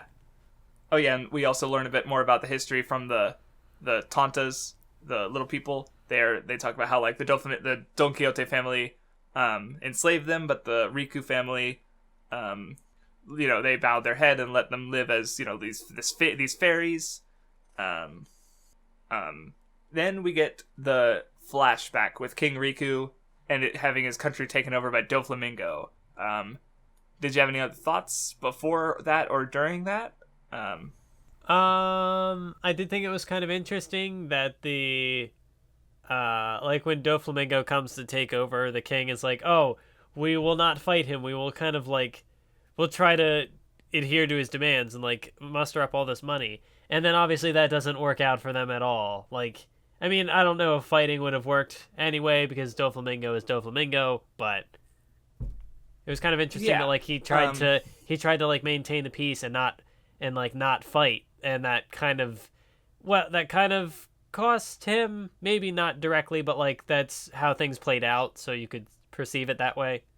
Yeah, well, because they also have their their thing about pacifism. Like they've in 800 years they've never been in a single war, pretty much. They were poor, and like they were a poor country, and I guess they never started any fighting. So, though at the same time they do like have a military, so it's not like they're like helpless, and they have the Colloseum, so there's like an outlet for violence, I suppose. Even though, like as we see in the later flashback, God, there's so many flashbacks. It wasn't like straight up like to the death, like it was, Doflamingo. It's like you have to win 1,000 or like Kairos had the 1,000 fight thing, but it's like the rules are just in general. That was like an exception. Like the rules are just more lenient for the later Colosseum, if I remember correct, or the Colosseum 10 years ago, so to speak, or more. So it was a different country. Also like we see like there's some parallels to this arc with Alabasta. Like this is like Alabasta 10 years later if Crocodile had succeeded, pretty much, in a way. Like you can because that's kind of what like Crocodile was trying to do. He was trying to take over the country, and here we have a country that has been taken over. And people, okay, this I don't understand, because people say Rebecca is super similar to Vivi when really they're kind of the opposite, because Rebecca outright says that she does not care about the country. She just wants to live in peace with her father. So whereas Vivi was willing to sacrifice everything to save her country. So yeah, but I guess because they're both princesses of this country that was taken, was at risk from a pirate. I guess people call them similar, and I guess they do look kind of yeah, maybe their faces. Oda, falls into some design traps sometimes. So I mean, they have similar elements, like both princesses that end up like having to be saved by someone else. But yeah, like they're the core of their conflicts are different. I can kind of see what you're getting at. But yeah, the part that really hurt me about this this flashback though is in the second part where like they're under threat from a pirate, and I'm like, well, call the Marines, and then they did. We got Virgo from G5 on the line, and I'm like, fuck. No. Like Doflamingo just had everything in his control. Like there's nothing they could, like, even if they fought, like they would have just been destroyed. Like honestly, like Riku's like, trying to get the money, like it fucked him and his family over completely. At least it saved the citizens, I suppose. Like that's all. Because again, if they called the Marines, like the Marines wouldn't have done shit because it's Virgo. So it's like maybe it's not it's just like they were fucked completely, like from the outset, because Doflamingo just had everything it planned already. Like, and yeah, they just Riku played into his hands, but like I'm not sure how many options they had really, because Doflamingo's just too He's too much of a fucker. And the line that really got me is like, where he's like, everyone's like, is it time yet? And he's like, you have to wait for the entire kingdom to quake in fear and hate Riku before the hero can make his grand interest. Like, he's playing the hero here. Motherfucker. And like the part, and like I've heard this in discussions around like Hero Academia, where I guess like in Japan there's the belief that like the hero will come when you call, and that you kind of get that like in Fishman Island, like Luffy was the, Jinbei wanted Luffy to be a hero, and he made a plan so that he wouldn't come until everyone wanted him to destroy the island, pretty much is what how it ended up happening. Yeah. And so here's Doflamingo kind of using that, like that he wants the country to be, beg for assistance, and so then Doflamingo comes in to save it, even though he's just the piece of shit we know him to be. So because he's manipulating everyone and she's just fuck. I also kind of like how he flips that on its head later, where when he like sets up the bird cage and he's like, well, see, I could have rolled with an iron fist from the beginning anyway. I just decided not to. And it's like, that part got to, because I'm just like, you fucking bitch. Like, goddamn. Because he's right. That's the thing. He always had complete power. He just, he doesn't only, it's just, he doesn't only rule by power. He rules by manipulation and lies and, getting rid of the things that interfere with him. He just gave the people the illusion of freedom, the illusion of choice. But he was in control all along. He was pulling the strings, literally and metaphorically. Yeah, exactly. It's like, I love that. I like it when the powers are match the characters. In this case, it's very literal. But so anyway, but yeah, after the flashback, Kairos is explaining. I don't even call him Toy Soldier because I just know him as Kairos. But yeah, he's explaining everything to everyone still, and here's where we get like a moment that I found super important, like regards to what the arc's doing. So it's also kind of interesting because all three of the big three that we've read so far all have like different takes on and ways that they explore the concept of vengeance. So like Naruto is super focused on the cycle of hatred, how enacting vengeance causes more hate, and that hate might goes around. Bleach was all about sort of how like self-destructive it is, because all the characters who had tried to act on their vengeance end up getting completely fucked. Or in Ichigo's case, he almost did, but Orihime stopped him with Yuabak at the end. Where with One Piece, it factors into like the freedom and the manipulation thing, because Doflamingo, he's a manipulator who limits everyone else's freedom by controlling them. And I guess I feel like what One Piece is trying to say about vengeance is that if you act on vengeance, you are easier to control. And I say, because what Kairos' plan is to take out Sugar, release all the toys, and then rely on all the people who have been turned on the toys that hate Doflamingo. And he wants to rely on their will for vengeance. And it turns out to be correct, because like what happens to all the Colloseum fighters who are turned into toys? They're ready to help. They're ready to save, fight with Luffy and defeat Doflamingo. Like even though capturing like some of the Straw Hats and everyone against them would make them rich. And that's important. I think that's also important for Law and Kairos themselves, because they are also characters driven by vengeance. Like Law keeps trying to outsmart Doflamingo, but like Sanji pointed out, he's overly focused on Doflamingo because of it, and because of a desire for vengeance, because of his connection to Corazon. Like he wants to settle his thing with Doflamingo, so he's making himself easier to manipulate. And Kairos too is trying to, like, he wants to defeat Doflamingo and Diamante because of the whole, that what they did to his, his country and his wife. So like that's sort of what I've noticed so far, is that if you act on vengeance, you're easier, or that like a strong emotion like that, you're just easier to control, and it opens you up to people who will manipulate you, like Doflamingo. So yeah, I also kind of like how in a similar way this like the dynamics of this thing sort of flips what we saw with Hody in a way on its head, because like Doflamingo, like he tries, because like what the comment that was made earlier, how like the rebellious are pushed into the shadows and like swept under the rug, and that's kind of like what happened with Hody, where he was like that Fishman district was kind of ignored and it wasn't really addressed, but like here Doflamingo kind of like pushes all of these people who like don't fit his image underground, or turns them into toys or whatever. But then, like, instead of like where with Hody it was negative, where like because it wasn't addressed, like he became a problem later. But for Doflamingo, he doesn't address these people that he just kind of oppressed for so long, and so like then that gets flipped against him later when they all get turned back from being toys, turned back into people. Right. And even what the toy soldier says, it's the number of tragedies that hold the key to our operation, which plays into like the vengeance stuff. Or rather with Neptune and Otohime, is they didn't like, they were just kind of like turning a blind eye to the Fishman districts because they were trying to look for the best in people, in humanity and Fishmen, But with Doflamingo, it's like he was really certain about Sugar. Like only he and his inner circle knew about Sugar and her powers, except which turned out to be false because of Kairos, which is ironic because of course I think Sugar making everyone forget about Kairos also made Doflamingo forget that there was someone else who knew about the powers. Which turned out to be his like Achilles heel, so to speak, because that's where everything went fucking wrong for Doflamingo. I love that moment when everything when shit just gets fucking off of his rails. Oh man. But anyway, so yeah, Doflamingo and Law fight on the bridge. Law gets his ass beat.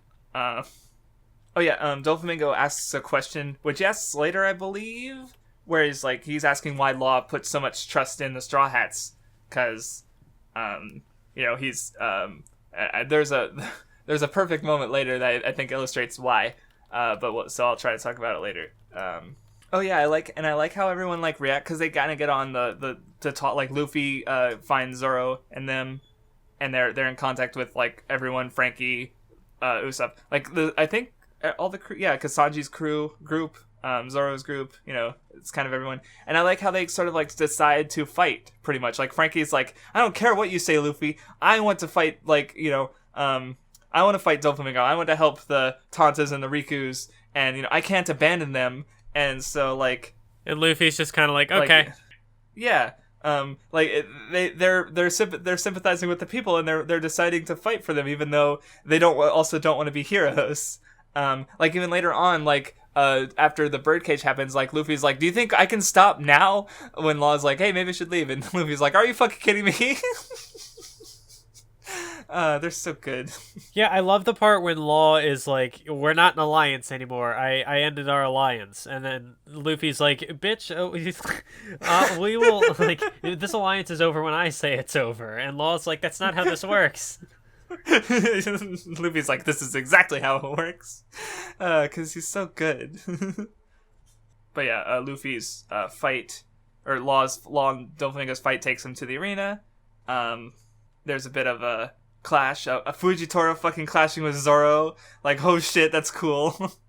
I love how all this stuff happens at once. Like they're all on this, like they're all communicating via the snail, and then like there's just all this stuff happening. Like Law just showed up out of nowhere, and Doflamingo's here, and there's the Navy Admiral and Zoro. And Fujitora's there, a naval admiral, and Big Mom's ship is coming after the Sunny. What the hell?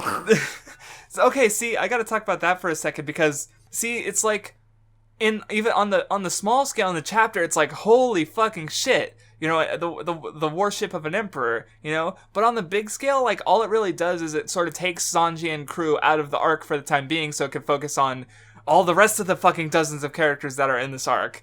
And so I honestly completely forgot about it, so I got to be surprised again when I saw it, because I was like, oh shit, because it's like, they don't want to deal with fucking Big Mom alongside, like, Doflamingo and the Marines, and, like everything's getting bad at all the same time. Like, those 2 or 3 chapters, like, things get out of control really, really fast. Oh, yeah, and it's so fucking great, because it's so, like, honestly, Dressrosa is hype, okay? Like, I just love how all these things are working. Like, I guess, again, so many moving parts, and everything, like, works together organically, like, again, like, with the Tontas and everyone, like, oh, we're going to act on this day, like, that feels like, it's maybe that a little bit contrived, and no, it makes sense, because of the Doflamingo stepping down, that caused everything, so it's, like, everything, like, all the actions just make sense as to why they happen, and it's really great. But yeah, so, Doflamingo and Fujitora retreat with Law, they take Law,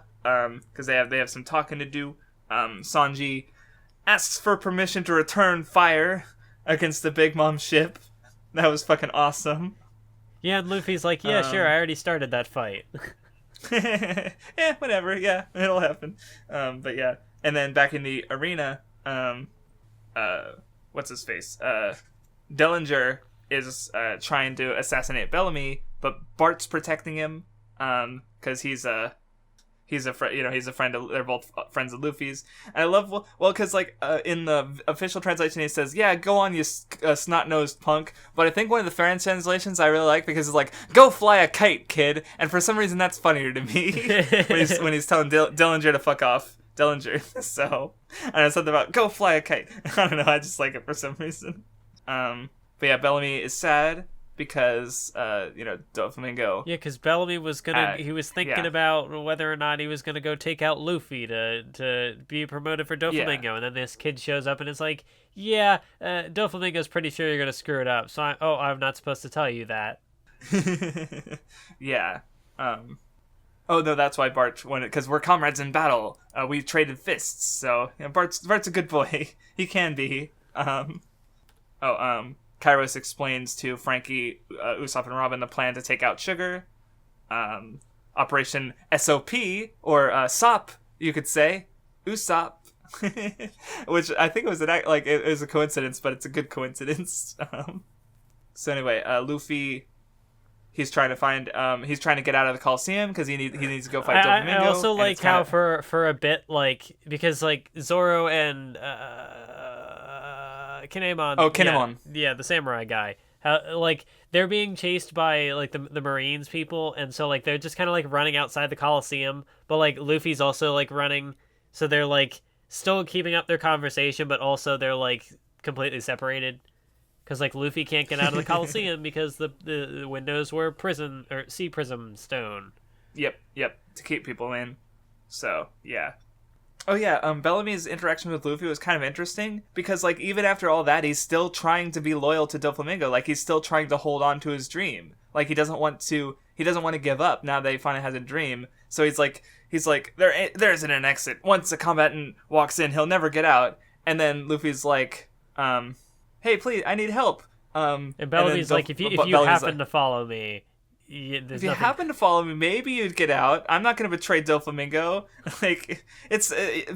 Bellamy's so conflicted, and it's this fucking he was a gigantic piece of shit back in Jaya, but now it's no, Bellamy. So God, it's so good. Oh yeah, and then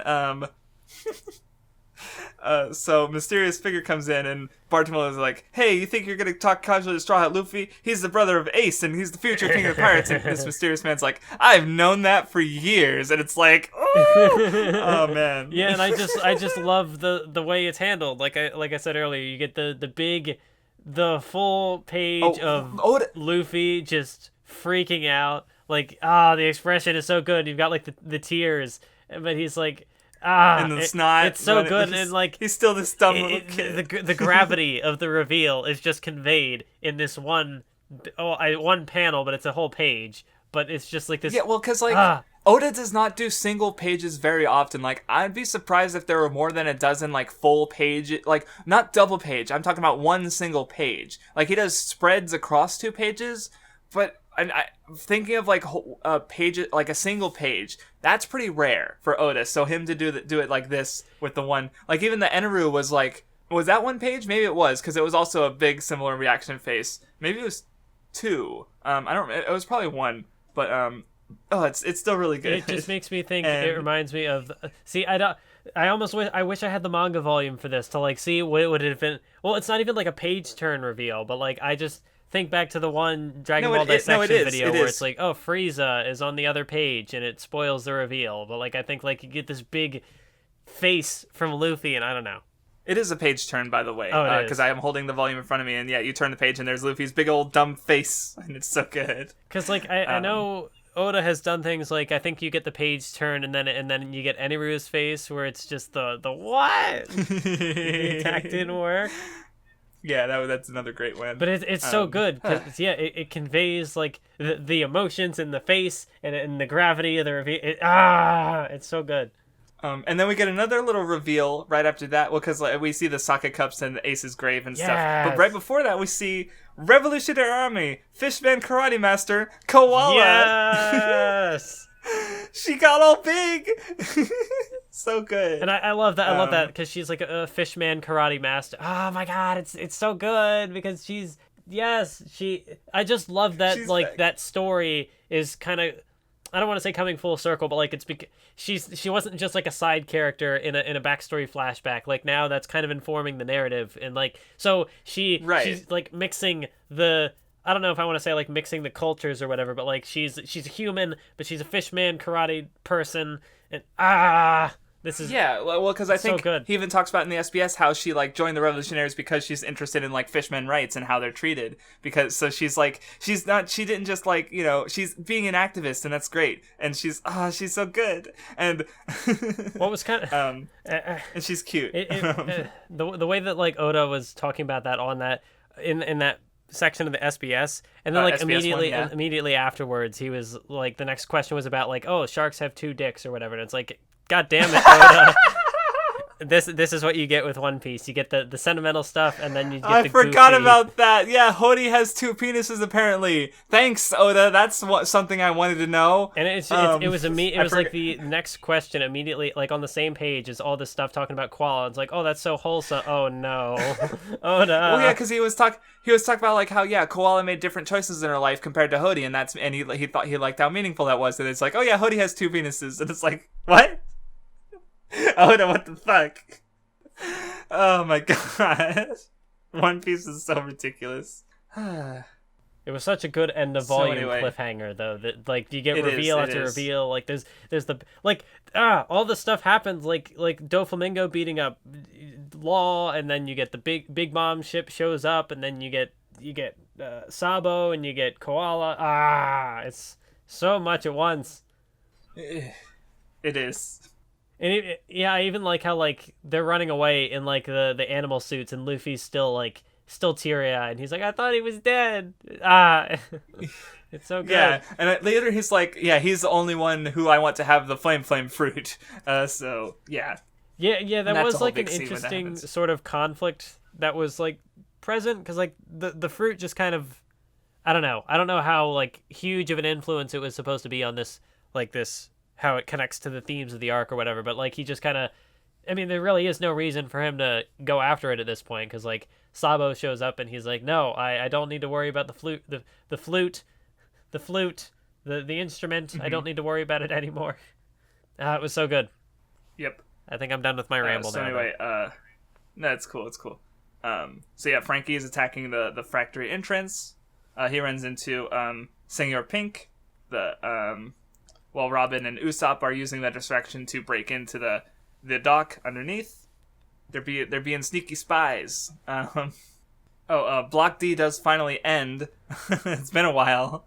I almost forgot about it. But yeah, so as we find out, Cavendish has like a split personality with a murderer called Hakuba, and he like falls asleep, and he just fucking like defeated everyone except for Rebecca, because Rebecca's like known for her speed. And, you know, she, like, also had the helmet, and she's able to survive the hit. So I think Luffy even said that she had, like, observation hockey. So, like, she was able to see the movements and, like... Yeah, so, yeah, she's... Observation hockey happens in, I guess, sympathetic characters now I think about it, like Otohime and Kobe, and Rebecca, I suppose, because she's supposed to be peaceful, and, you know, it's like, because, like... You know, Rebecca fights, but she doesn't want to fight. Like, she's not a fight. She doesn't want to be a fighter, you know? So it's like even when Kairos was training her, she's like, well, my mom said not to, you know, put blood on my hands. And she's like, oh, and Kairos is like, well, I'll teach you how to fight in a way that doesn't hurt people. So it's like, she's like, you know, also like torn between, I mean, she's literally like the daughter of, you know, the gladiator who won 3,000 battles, like the most bloodstained man, and then like the purest like princess. So it's like, yeah. But obviously her character isn't done yet, so I have yet to have Like I forget if I have any major Rebecca observations here, because like again we've gotten a lot of build up and a lot of pieces moving into place, but like this is still just the first half of the arc. So, but this I did check, and like I think the Alabasta reading was a little bit longer. Like there's a few other readings that are over like around 55 chapters, and this one's 58 chapters. So yeah, this is one of the longest readings we've done for One Piece. So yeah, but yeah, Rebecca won.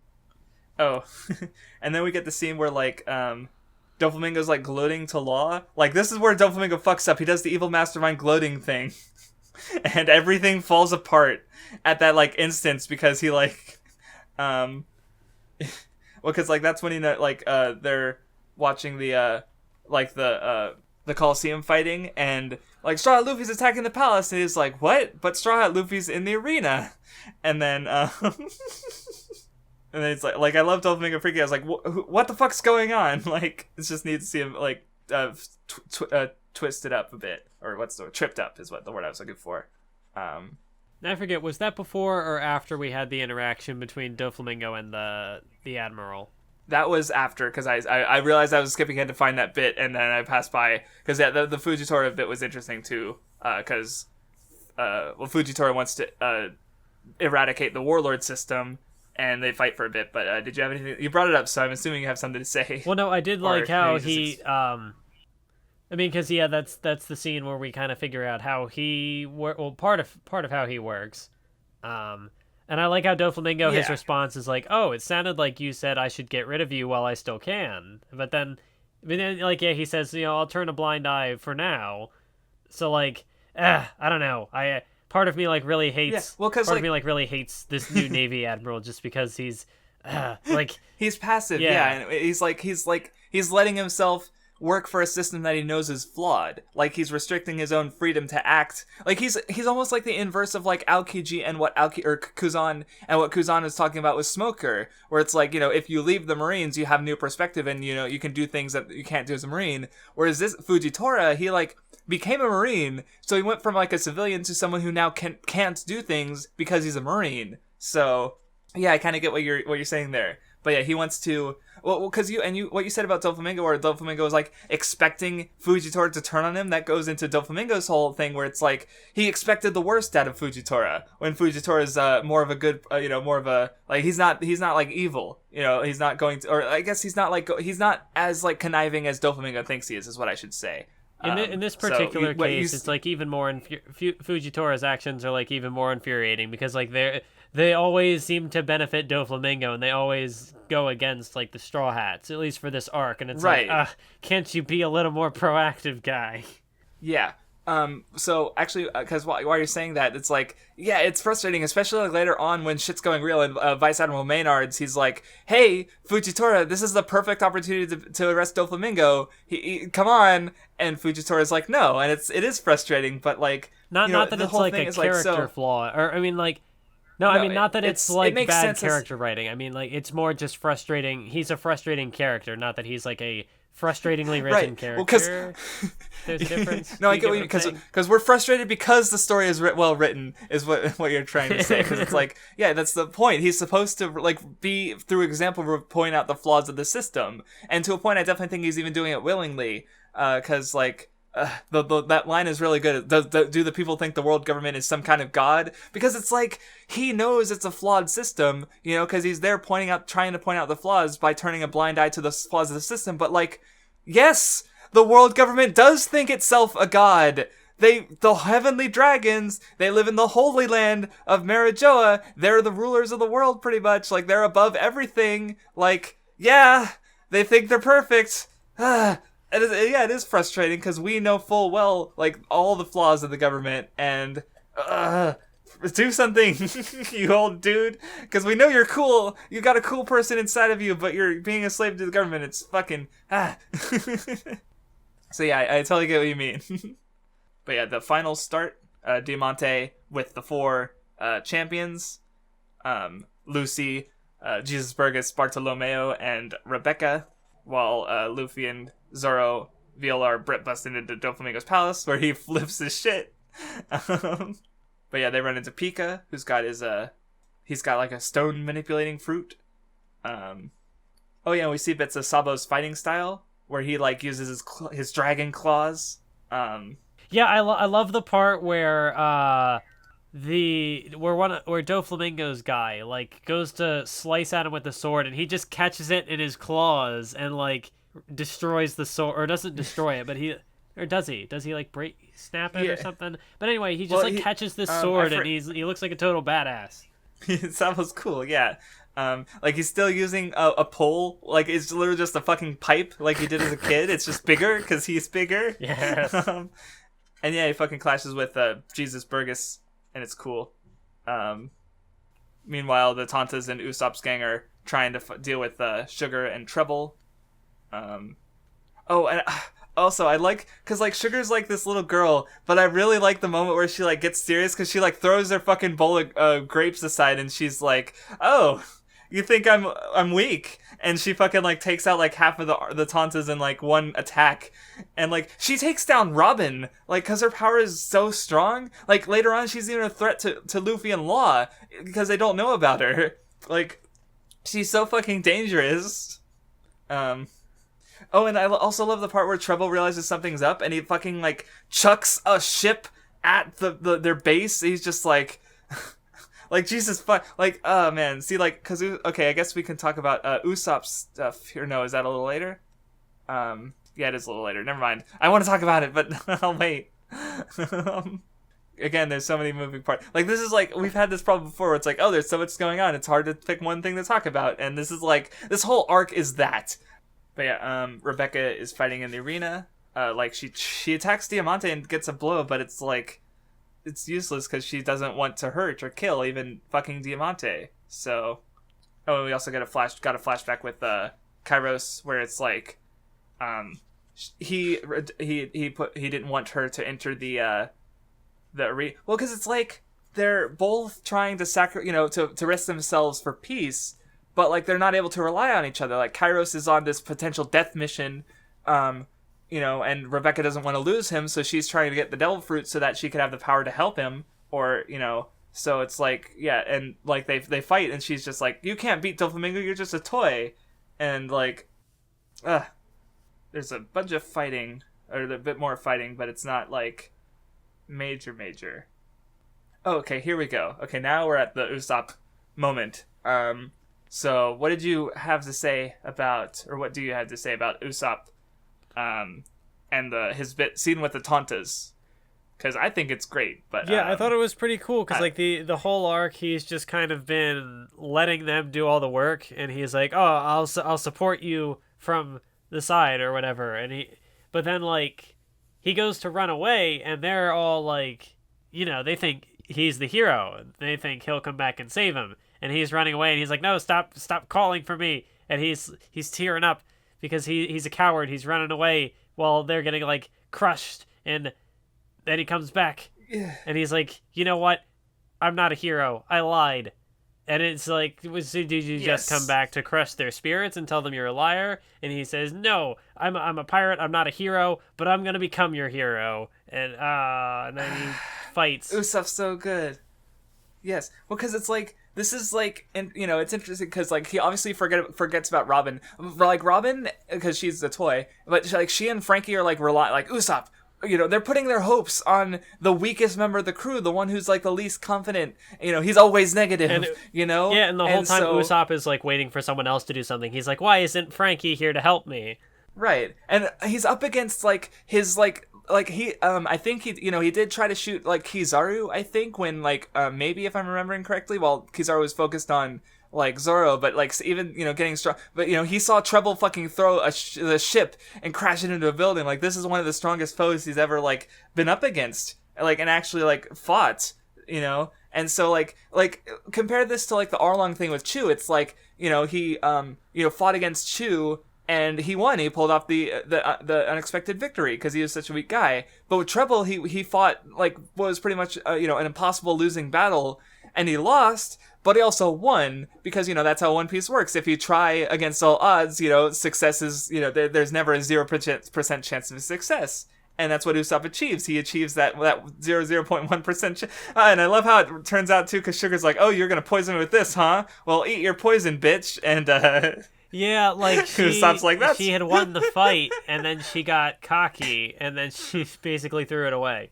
Right, because she's cruel. She's like a child, and yeah, but Usopp makes that fucking face with his eyes and his tongue twisting and pain from the fire. She thought it was a poisoned grape, but it was the Tabasco thing. It was super spicy, yeah, and so he scares Sugar into submission, and it's so good.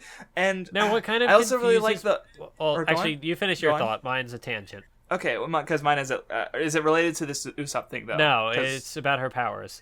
Okay, yeah, because what I want to say is also like the part where he admits his lie, and I don't think he's ever done that out. Like, no, he's done it, but like this is like the biggest one he's like admitted outright. Like I think he told like back on his home island, he like told the Strats that he lied about Kuro. Oh, he's not. I made that lie. You know, he obviously had to tell the Strats to get them to help him. But like here he is going back on his lie. Like, yeah, I'm not a hero. I'm just a weak coward, and it's so good. Cause like his whole thing is, you know, he wants to be more honest and not have to tell lies. So he goes back on his lie and he fights, and it's such a good moment. He's because like, and this time there's no mask, like. Because that's the thing, is like after the fighting, he gets recognized as God Usopp by the Doflamingo and all the prisoners. Because like he's finally able to act as a hero without the mask. Because before his bounty post, he was Sniper King. You know, at the moment he's the Sniper King. But now, so it's like he's on some level become recognized by, you know, Doflamingo even. Like he does technically have a bounty by Doflamingo. So because that's, you know, he's putting his own bounties on his own opponents. But like, yeah, so he's finally able to become recognized as a hero by acting as a hero, even if he doesn't believe himself to be one. And it's great. Usopp's so good. It's really cool. I think the only thing I find kind of weird about this moment is just like with I forget her name, but like her powers, like Sugar. So like Sugar has to be knocked unconscious for that to. Does that mean that she just never sleeps, or like how specificically does that work? Because I think it's like because she had amassed all like these soldiers for fine, like 10 years. I think it's like if you're, I guess I would say if your mental like facilities are like compromised, like she faints because of like mental overload. She's not like sleeping to relax, kind of like it also kind of happens with Viola on the ship, because she gets defeated and, you know, knocked unconscious. Like, you know, that takes a lot of damage from, you know, Brook's sword, and, you know, and her powers are undone. Like, that just seems to be how it works with certain devil fruits, is that their powers are undone when they're defeated, so to speak. Which is, I guess that, you know, that happens in other things too, I suppose. Like, for me, my mind is going to Tokusatsu, especially Super Sentai, where there's always a monster who's, like, causing shit, and, you know, leaving effects on the town, like brainwash people or whatever, and whenever they're defeated the first time, or maybe they have a weak spot or something, their effect goes away. So it's a familiar thing, I suppose, where it's like if they're defeated, what they're affecting stops, pretty much. So yeah. Okay, fair enough. Yep. Did you have any other thoughts on Usopp and Sugar? Because there's also the Kairos flashback. I do love after the fact where like everybody gets their bounties from Doflamingo, and Usopp's like, oh cool, he doesn't know about me, and it's like 5 stars, 500 mil or whatever, and Usopp's just like, no. And all the pirates like turn to him, and it's like, hey, you look super beat up. We could capture you. That was great. I love the reveal. Like all the 3-star guys, like, yeah, there's no way I'm gonna be above Law and Luffy. And he's like, no, this guy's fucked. And it's like, it was good. And Usopp's just like, why me? Everyone called me the hero. Everyone called me a god. Why? I freed you. Right. So anyway, Kairos flashback. I thought it was cool. I like Kairos. I'm not sure, like, because Bart's great. Kairos might be my second favorite, like, Dressrosa. But then, does Doflamingo count? I don't know. At least as far as characters like introduced in Dressrosa, Kairos might be one of my. He's up there. Like, I do like him. But yeah, the flashback was good. What do you think about the Kairos flashback?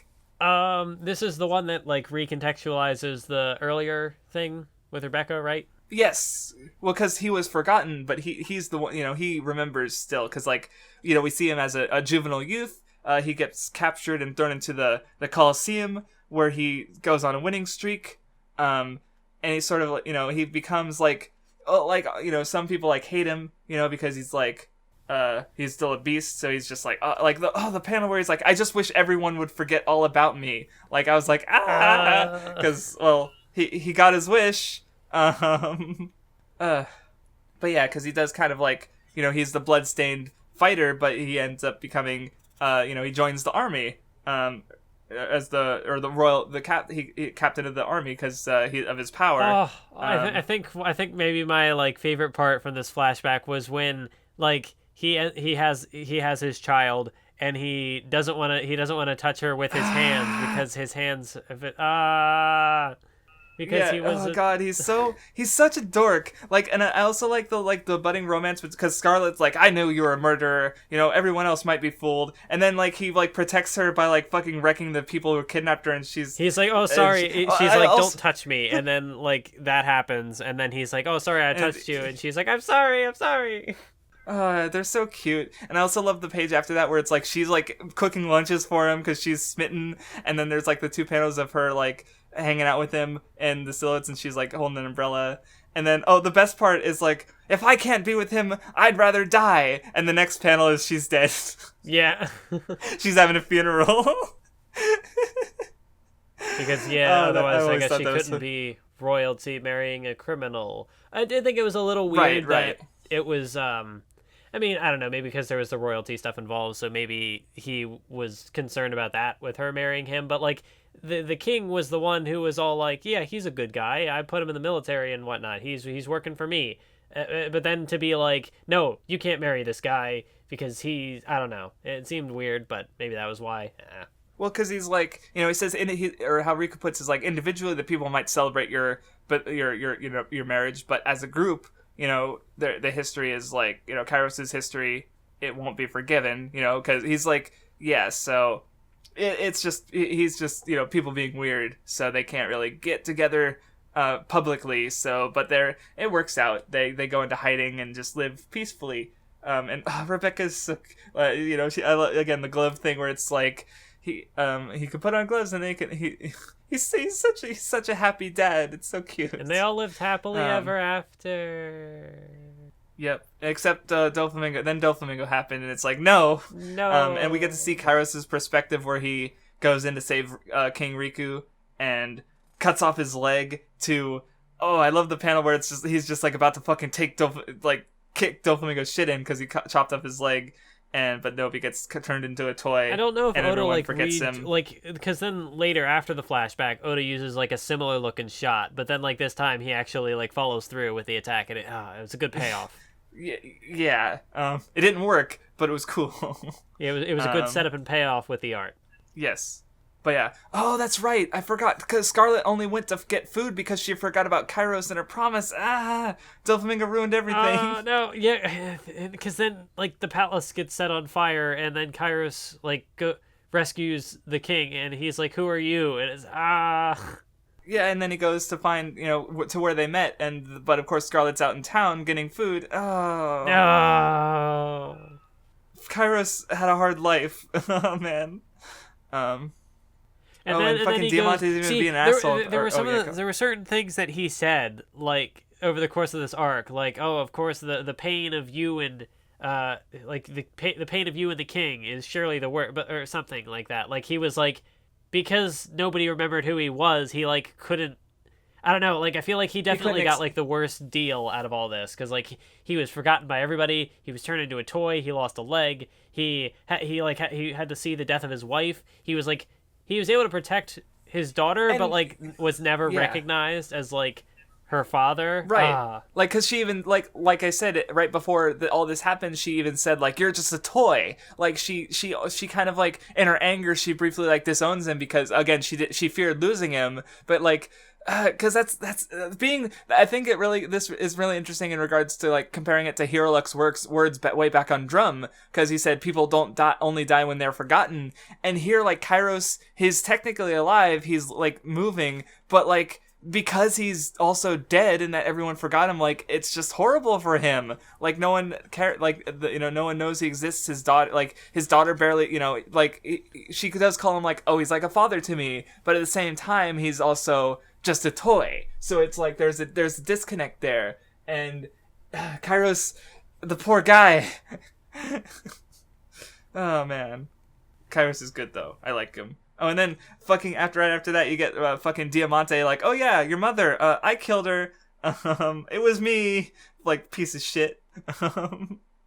We're almost done. We're almost done with the reading. So we're done talking about the reading. So yeah, Sugar gets knocked out. The toys awakened.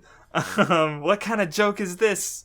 And fucking hell breaks loose. Like, what is it? Government agents, Navy sailors, international dignitaries, just animals. Like, he's just like, yeah, turn that animal into a toy. Why not? Pirates, fucking any unwanted thing. Just, it's so good. And then Usopp gets, like, propped up as this, everyone loves him because he saved them. Yeah, I love how, like, because then you get the stuff going on in the Colloseum. So, like, the roof caves in, and there's just, like, all this light from the heavens, and it's like, God Usopp. Yeah, it's very Buggy-esque thing. Like, we saw Buggy doing that shit, and he was all, like, when he parted the door, the gate of justice, and he had the Moses get up, that, like, it's so, so silly and great. It's great. And also, you're right, I'm flipping through, and there was a reprise of that panel of Kairos going after Doflamingo with his missing leg. Yeah, and this time he, like, well, because it's like, yeah, if he's acting on vengeance, it's not gonna pan out, is how the arc seems to be going so far. So, and everyone's memory comes back. Like, Riku and Rebecca are like, oh, Kairos, is that you? Oh, I have a father. And oh man. Yeah, first she, like, was so angry she couldn't move or whatever, and so then Bartolomeo's just like, what are you doing? And she's like, I have a father, and he's just like, what? He's like, out of context, he's just probably like, what the fuck? What are you talking about? Yeah. And in all the confusion, because the crowd's going wild too, because all the toys turn back, so there's just, like, animals and shit. Sabo is able to. Yeah, I love how he just, like, destroys everything. Like, he just, like, punches a hole through, like, the center of the ring, and everything just, like, collapses, and everyone. Not just because the Colosseum is above the factory, so he punches all the way through. Like, the water is draining out, so he just, like, fucking completely ruins everything. Grabs the fruit. Does a big old fire. I'm stealing your name. Fire fist. And then when we next see him, because he literally inherited Ace's will. Like, he even said, like, he's going to protect Luffy no matter what, which is what Ace wanted the most. Luffy to be safe. Like, that's what he died for. So yeah, even though it was, like, quote obvious that it was Sabo, to anyone who's paying attention to the story, like, he still didn't reveal him until after he inherited Ace's will with the Devil Fruit. So I thought that was kind of neat. So, like, I guess, because I mentioned Obito earlier, where it was all, because, like, that's the thing, is, like, with Oda, like, compare this to, like, the Cyberpol 9 reveal, where it's, like, it comes out of left field, and it's a shock, because it's, like, what the fuck, but this is, like, where it's, like, he basically reveals it, but he doesn't really reveal it until, like, later, even though it should be obvious. So, like, I'm wondering if, like, maybe... I guess I need to reread Naruto and see if, like, there was, like, a reason that Obito was revealed at this. Like, maybe it was important that Naruto revealed him, like, because he was talking about, like, because Naruto's whole thing was he was not Tobi, he was Obito. He was someone under the mask, and he was, like, trying to dig that person out. So maybe, I don't know. I guess what I'm saying is that maybe this moment, like, I'd have to reread Naruto to be sure, but maybe this moment maybe not mind the Obito thing as much, even though, yeah, it was really, it was for way longer to, so in Naruto, like, we see Tobi, and it's like, yeah, that's obviously Obito, and then 500 chapters later, it's like, yeah, it was Obito. I think maybe the difference between, like, those two is, like, Tobi showed up, like, almost immediately after we saw the Kakashi flashback, so you see the one-eyed mask, and it's like, character who's half his body got crushed, I don't know. But, like, with Sabo, what was I going to say? Sabo, like, he could have showed up, I guess, at, like, any time. And, like, so, yeah, Oda had dropped hints that he was still alive, like, with the 3 cups at Ace's grave. But you never really knew when he was going to appear. And then when he does, like, it's just the big face from Luffy, and then you see the 3 cups again. Yes. So, Right. Even then, I think But I guess what I was more trying to say, because I feel like maybe I'm misremembering, because there was the red herring with Madara, but I think there was a point like right before his reveal where it was like Kakashi was suspecting it too, I think. So I feel like basically my point is like the moment where they specifically were like outright stated to be the character, with Sabo, like at this point with Sabo, you know, like it was specific. The authors wanted to be revealed after a certain point. Maybe with Naruto, because I'd have to reread. But with this one, it's like, you know, Sabo didn't show up until he inherited Ace's fruit, pretty much. So, or he did show, he was there obviously, but he wasn't named on screen until then, is what I was trying to say. So yeah, but yeah, just maybe think like maybe want to go back and think about Naruto a little differently. So yeah, but that's for another time. I'm sure I know I'll reread it at some point, but yeah. But yeah, Kairos cuts off Doflamingo's head. He's dead. The big bad of the arc has been defeated, not by Luffy, but by Kairos. Yeah, Usopp is praised as a god, and everyone's like I love the part where he's like, he says, "Follow me and I will guide you," but he's actually saying, "Fool, lower me down, unhand me. I have blood spilling down my face." Big, like he's just like saying something completely different, but it's like the words he chokes out, everyone like takes as like some kind of sort of gospel. Yeah, and he's like, "Okay, you know what? Fuck it, destroy the factory." Can we see Usopp versus Buggy? Make it happen, Oda. That would be amazing. The battle of the cowardly idiots. Holy shit, that would be great. Because Usopp wasn't around during the Buggy arc. Make it happen, Oda. They both have weird noses. They're the same character the whole time. But anyway, so yeah, we see Sabo. He gets together with Koala and Hack. The Revolutionary Army is here investigating. Kairos and Luffy start fighting to try and rescue Law and Riku. I like the part where they like have to be super careful with the cuffs because they're sea prisms, and they're all devil fruit users, so they can't touch it. Yeah, right.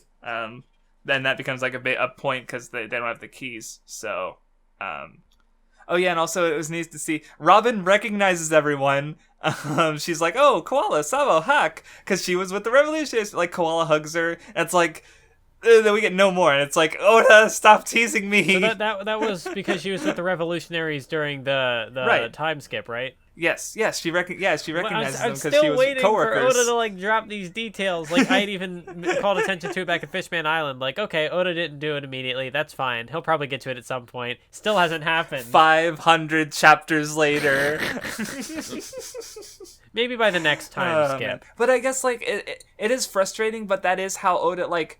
One of the like how Oda is able to like build these worlds is because he leaves details like that not explored. Like with Luffy, he got a flashback like almost 600 chapters into the manga, and like there's no contradiction with what we had known about his character. If anything, it filled in much more, but like it didn't contradict anything because he was light on the details. Like there, you know, not that he's contradicted himself a few times, like a small handful, but like nothing like major. So it's like. So it's so by being like loose with the details for everyone in a 2-year time skip, especially like Robin, or like why is Zoro's eye cut? You know, was it Mihawk? Something else happened? Like he's free to change his mind, so to speak, until it's in the story. So yeah, it's like again, it's frustrating because it's like I want, especially like the Revolutionaries, I want to know more. Like what's going on? Robin's great. I want to know more. But yeah. So anyway, Doflamingo was not dead, actually. He's got a string clone, the cheater bitch. And Luffy has to save Kairos. And they fight for a bit before Pika dumps him out of the castle. And Doflamingo... Oh, wait, I thought the next episode of Dressrosa was going to be called Birdcage, but no, Doflamingo activates the Birdcage and traps everyone inside. And this is a terrifying concept... Because not only are like because like the one guy tries to like run out, but he gets like sliced because they're just sharp. They're sharp strings. But then not only can he trap people inside it, but from those strings he can use other strings to like grab people and control them and have them to kill everybody. Yes. God, that's horrifying. Like what he did during the Riku thing. So now you got like random people who are just going crazy because Doflamingo infected him with parasite.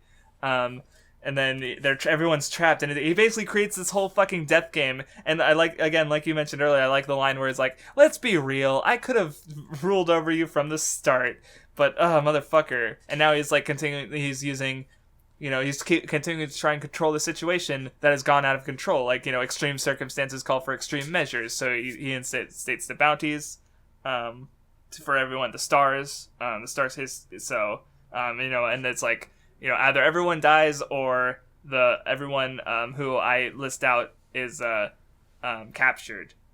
Also, yeah, I got to the SBS part where it's like, oh yeah, koala. Oh, to me, koalas live the exact opposite life of Hody, and that makes her very meaningful to me. And then literally yeah, you're right. Then literally the next question where it's like, thanks for the tip. In that case, Hody has 2 penises.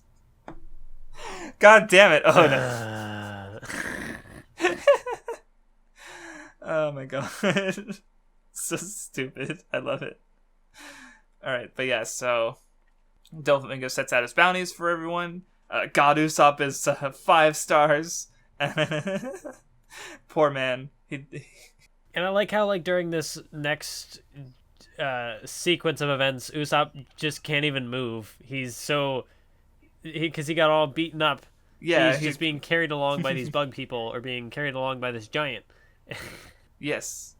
But yeah, because Usopp saved him, you get the they all help out the Straw Hats, and you get a great, like, a two-page spread that reminds me a lot of the Impel Down one, where they're like breaking out after Luffy recovers from his defeated by Magellan, and then you get a similar one where he's got all the Colloseum fighters, all these just wacky designs because it's fucking Oda.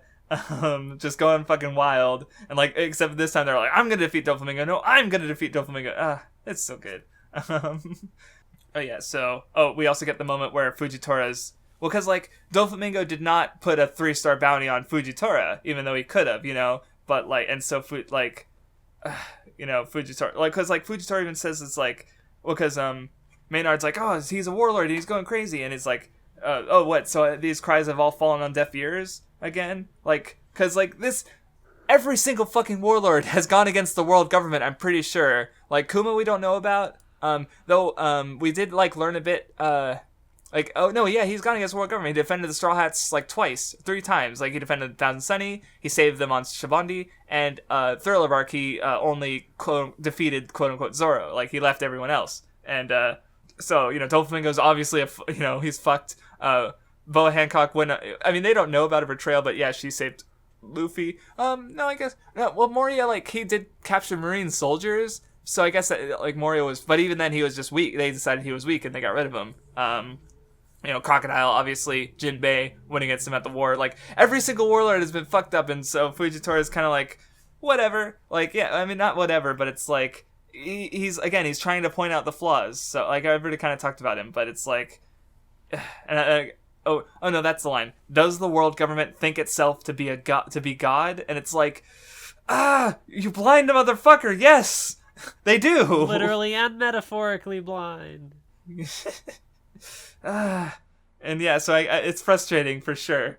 Oh yeah, and then we get the moment of Doflamingo forgiving Treble and Diamante for fucking up. Like, blaming you for those things won't turn back time. Like, yeah, it's cool. And of course, and then you get another bit where like Pika Pika speaks in a very high pitched voice. I went and listened to it in the anime, and they delivered. It was silly, but like some of the Marines or some of the Doflamingo's men laugh, and he kills them.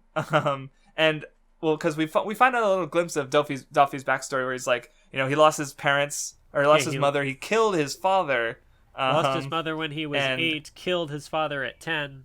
Yeah, and I especially love where it's like, like, these guys are my family, and I will not forgive those who laugh at my family. So it's like, again, like, yeah, that's the thing. Pirate crews are families, and here he is being, as, like, close with these idiots as, like, Luffy is with his crew. And it's, like, I like it when the antagonist is closer to the protagonist in some way. I like the contrast and stuff. So anyway, yeah, there's a lot of fighting, clashing with everyone. Like, again, so many moving parts. Oh, and Pika, that's right. He gets big and goes in to attack And Luffy laughs at him because he doesn't give a fuck. That was funny. I like how he attacks and Luffy and his little band get like blown away, and then they come back with more people, and it's like, wait a minute, this is worse than before. Oh yeah, and Musie's there. They get their the bull. Yeah. And it's just the Colloseum crew is going wild. It's so good. I especially like, for some reason, Abula and Jeet, because they like their designs and their expressions, like they kind of look like sinister and evil, but they save Luffy and Law's lives. Like, they're so bro. It's so cool. I've always liked that because of just how their design is juxtaposed with like what they actually do in the story. I guess Bart's kind of the same, but he's more unique, I suppose. So he stands out a bit more in a different way, both in design and him being a fucking nerd. Oh yeah, but so there's like a bit of an extended fight with like the giant Pika statue. It's almost silly, but I kind of like the fight where Pika pulls out a sword, because at that point you're like, oh, okay, he's fighting Zoro. I got it. Like, it's just Oda being Oda. Because they got a sword. Oh, they're fighting Zoro. God, there's so many good little bits. I don't want to talk about them all because it's like it's just so much. There's a moment I liked, which kind of go for like. There's always the kind of I don't know how much of a running gag it is, but like how the Straw Hats will say something like, "Oh, stay away from them. They're the Marines," but then the other characters will be like, "Oh, but aren't they the good guys?" But then in this scenario, you have Violet, who is saying, we're not going to rely on the world government for help because they're the ones who gave the pirate Doflamingo his title. And right. We're not going to rely on them just because they wave the flag of so-called justice when they're kind of perpetuating this particular conflict, which is right. Like, Dressrosa is suffering because of the world government, exactly, because of the warlords, basically, because of the warlord system, and Fujitora wants that warlord system defeated, so he's kind of letting things play out exactly because it would look bad for the warlords, but at this point he's like he's fighting Sabo and shit, and it's like, Jesus. Like, fucking Sabo is so fucking strong. Like, he defeats, like, these poor vice admirals. Like, Maynard got defeated by Bartolomeo off screen, and Sabo just fucking wrecks Bastille. Like, sad. Very sad. And he fights a bit against Fujitora. Oh, and then we get, I thought it was a cool moment where, so Luffy and Law are led into, like, a tunnel, like a shortcut, by the Funk brothers. And Abula and Jeet get knocked off, and then they get ambushed by Doflamingo in the tunnel. Oh, well, it was actually a string clone, but I don't know. I like this moment. It's like, where'd the water come from? It's a well turned sideways, and because there's water. Oh, now Luffy can't do anything because he fell in the water. Yeah, and again they get saved by Abula and Jeet, who are like these. They're such dorks, and I think what's also really great about this scene, because you have Doflamingo asking Law again, like, now at a, like, really low point. Like, he's stuck with sea stone cuffs, Luffy's under, like, partly submerged in water and can't really do anything. Musie's unconscious, like, and he's like, why him? Even as a kid you were cunning and calculating, why did you fuck up like this? And he even said right before that, it's like, like, he talks about how, like, Luffy's able to find allies in these circumstances, and, like, his ability to gather allies behind him that Mihawk commented on. And so it's like, yeah, that ability is part of, that happens right after Abula and Jeet come in, allies brought in by Luffy. And then right after that, you see, like, Luffy's sort of, like, will to never give up. He, like, breaks through the well turned sideways, and, like, he just breaks through all obstacles, pretty much. So it's like, Luffy shows exactly why Law chose him, basically, right after Doflamingo questioned it for the second time. So I thought that was nice. It was good. So yeah, moving on. Oh, something I forgot to mention before. Well, because, like, there's a bit where, like, Bart, Rebecca, and Robin are gonna fly over, and they have, like, a shocked reaction. And so, like, Robin did not make goofy faces before the time skip. Like, you also have the moment earlier where she's like freaking out with Usopp and Frankie because it's like, oh shit, we are the reason these Tauntas are gonna go to fight to the death because of the Doflamingo thing. So it's like, and I just think it's really good because like Robin, she's like fully ingrained in the Straw Hats now. Like she's going along with them and being goofy, where it's like, you know, like I think I forget if I mentioned this before, but on Alabasta, when she joined the crew, she was like goofing off with them, but she was like pretending, she was lying to get on their good side so that she could be safe on another pirate crew. And then in Thriller Bark, after all the Enies Lobby Water 7 stuff, where she's being honest, she's like, oh no, I don't want any part in this Pirate Emperor shit. You know, it's like she doesn't actually like to goof off, at least at that point. And she's able to be honest and like deny them because, you know, she's finally part of the family. She doesn't have to lie to get along with, or she doesn't have to, she could be truthful about how she doesn't want to dick around like that. But now she's like just goofing off because she's just one of them. And it's just like, it's small, but it's great. Robin's so good. I didn't even think about that, but yeah, that's. So anyway, we get a bit of a flash forward too, because Luffy and Law are heading in with Cavendish, and Doflamingo is talking about Law a bit because he's like, because like he wanted Law to be his like right hand man, and we see this bit of Law where he's young Law where he's like, I want to destroy it all. Like we don't know what's Law's deal with is like, but he had a hard life as a kid apparently, so like there's definitely build up like we're getting like tidbits of Law's past. You know, so, but we don't know yet, so yeah. Oh no, I opened like the next volume and Bellamy's there and I'm like, no. Okay, so do you have any, because Doflamingo seems to like not particularly like Bellamy, like he's just like keeps like because I have an idea of, or oh shit, I can't, never mind, it's a spoiler. I'm moving along. Oh no, actually Doflamingo says it outright, never mind. Because, like, Bellamy, like, looked up... I think they actually added this in the anime, where it's, like, Bellamy was formerly, like, a noble, and he wanted to be a pirate because he admired pirates and Doflamingo, whereas Doflamingo says that he, he didn't want to be a pirate. He just sort of became one, so, that's definitely interesting. And that's all I'm gonna say. But I would say, I'd say it connects to, like, why... Doflamingo does not seem to care for Bellamy that much, but yeah. Kinemon finds Kanjuro in the prison. It seems to be setting up some fights with like all the lieutenants and all the Colloseum fighters, and some of the Straw Hats. I gotta ask, okay, what do you think about Frankie and Senor Pink and kind of like how they treat women? Because that was like a little oof. I don't know. Did you have any thoughts on it? There was like the one part where what's her face, the guardian of like the factory comes in, and then Frankie. Yeah, the big lady, and he kisses her, and she gets like smitten, and she's like, but he's like, oh, you're just a kid, and I'm just like, I'm curious as to how you felt though, because like, I mean, there's obviously more to go between, because they're fighting. This is Frankie versus Senor Pink. That's the fight. But yeah. I know that there's a little weird, more to Senor Pink that we haven't gotten to yet. Yes, because you would have seen Super Patch Wolf's Why You Should it was the Where to Start, like how to get, like the first One Piece video did, like how to get into One Piece. It wasn't the Why You Should Watch One Piece or read One Piece.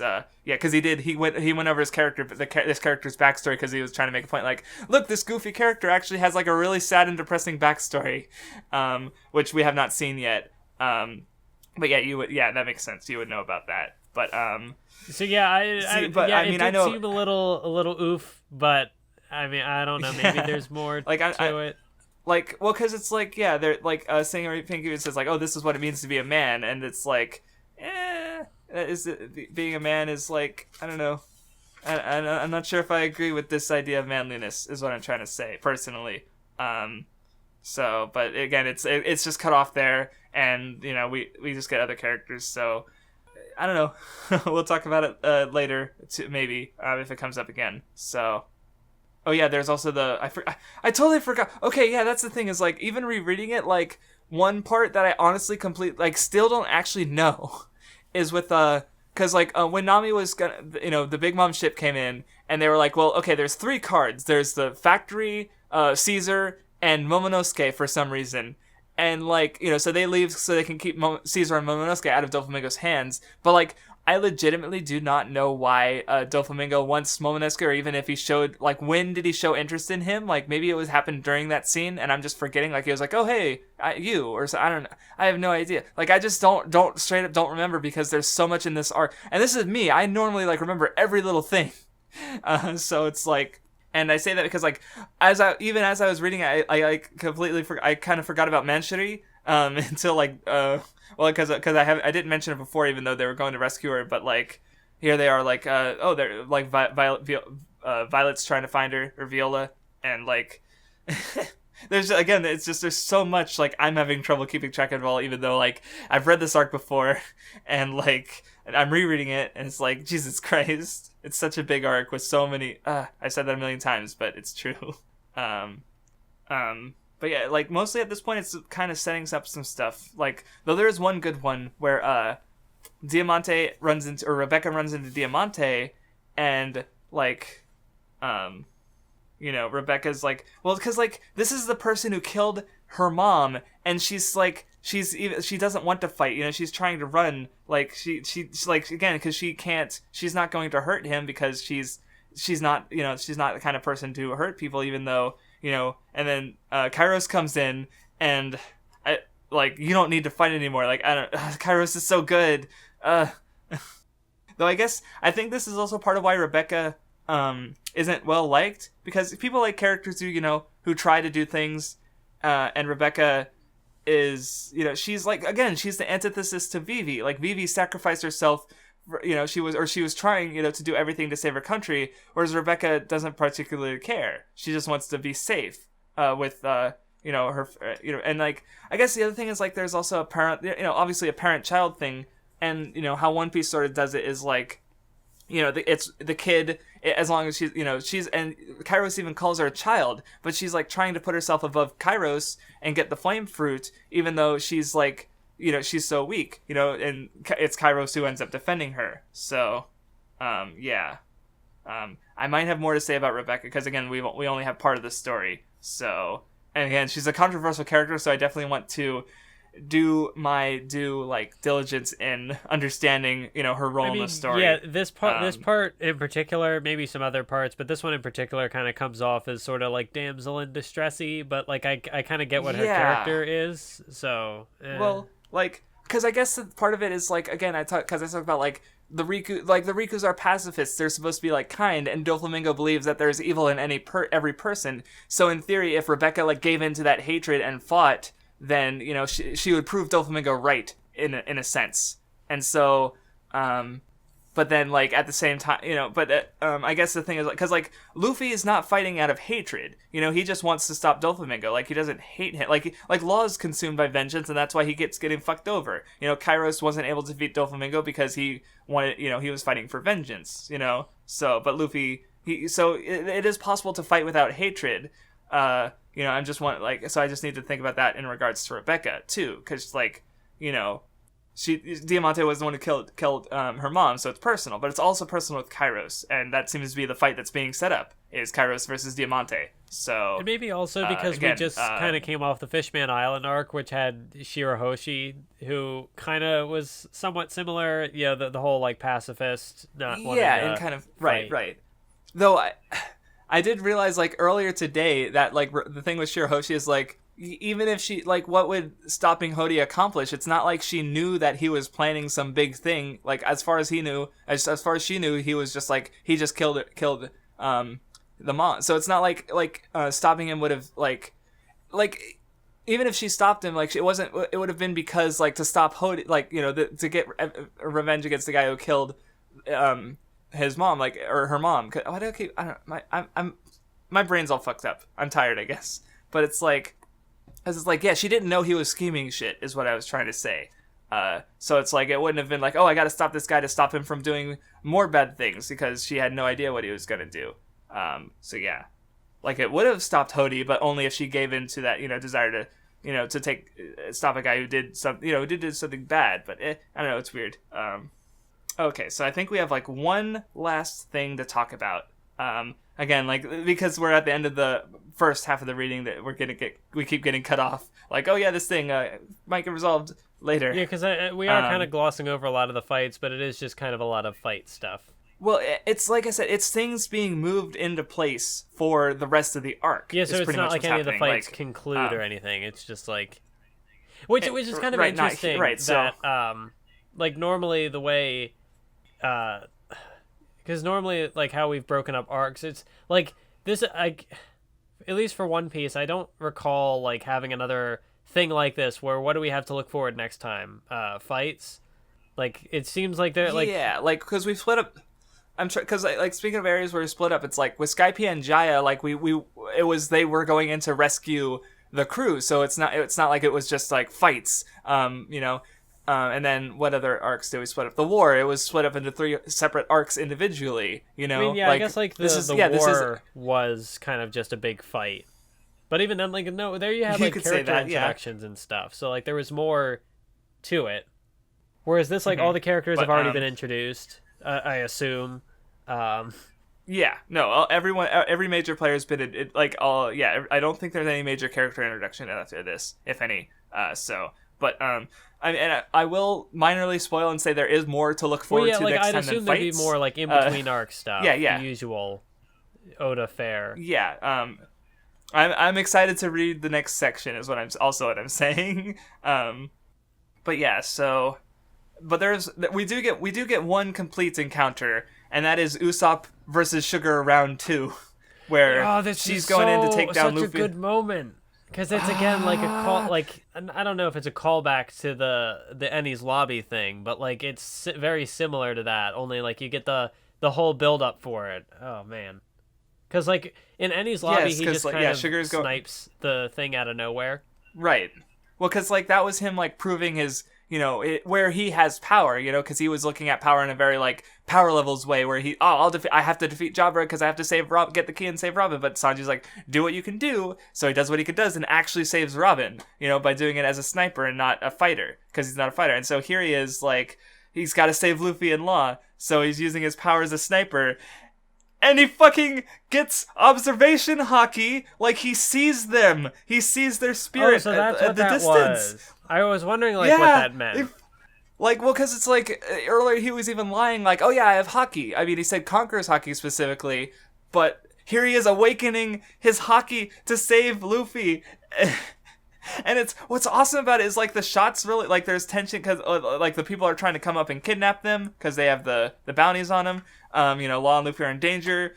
And then you get, like, a lot of build-up with the tension of he's using, like, sub-explosions and boosters to make that fucking shot because it's a fucking insane distance of shot. And then, it's the bullet is, like, his face. This one isn't to attack or even to strike. It's to reawaken trauma. And it's just...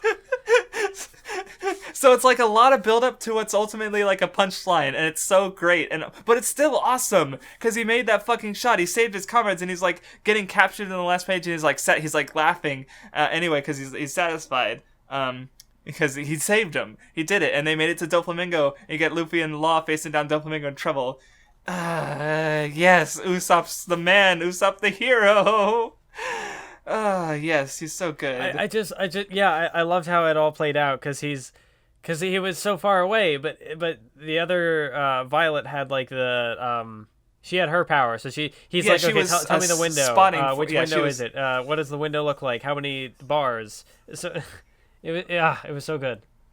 She was spotting for him. It was really great. Oh man, he took the shot and it fucking landed, and it was Usopp's so awesome. Holy shit. This arc is good. Okay, we're not done. We still have, another 40 or so chapters to go.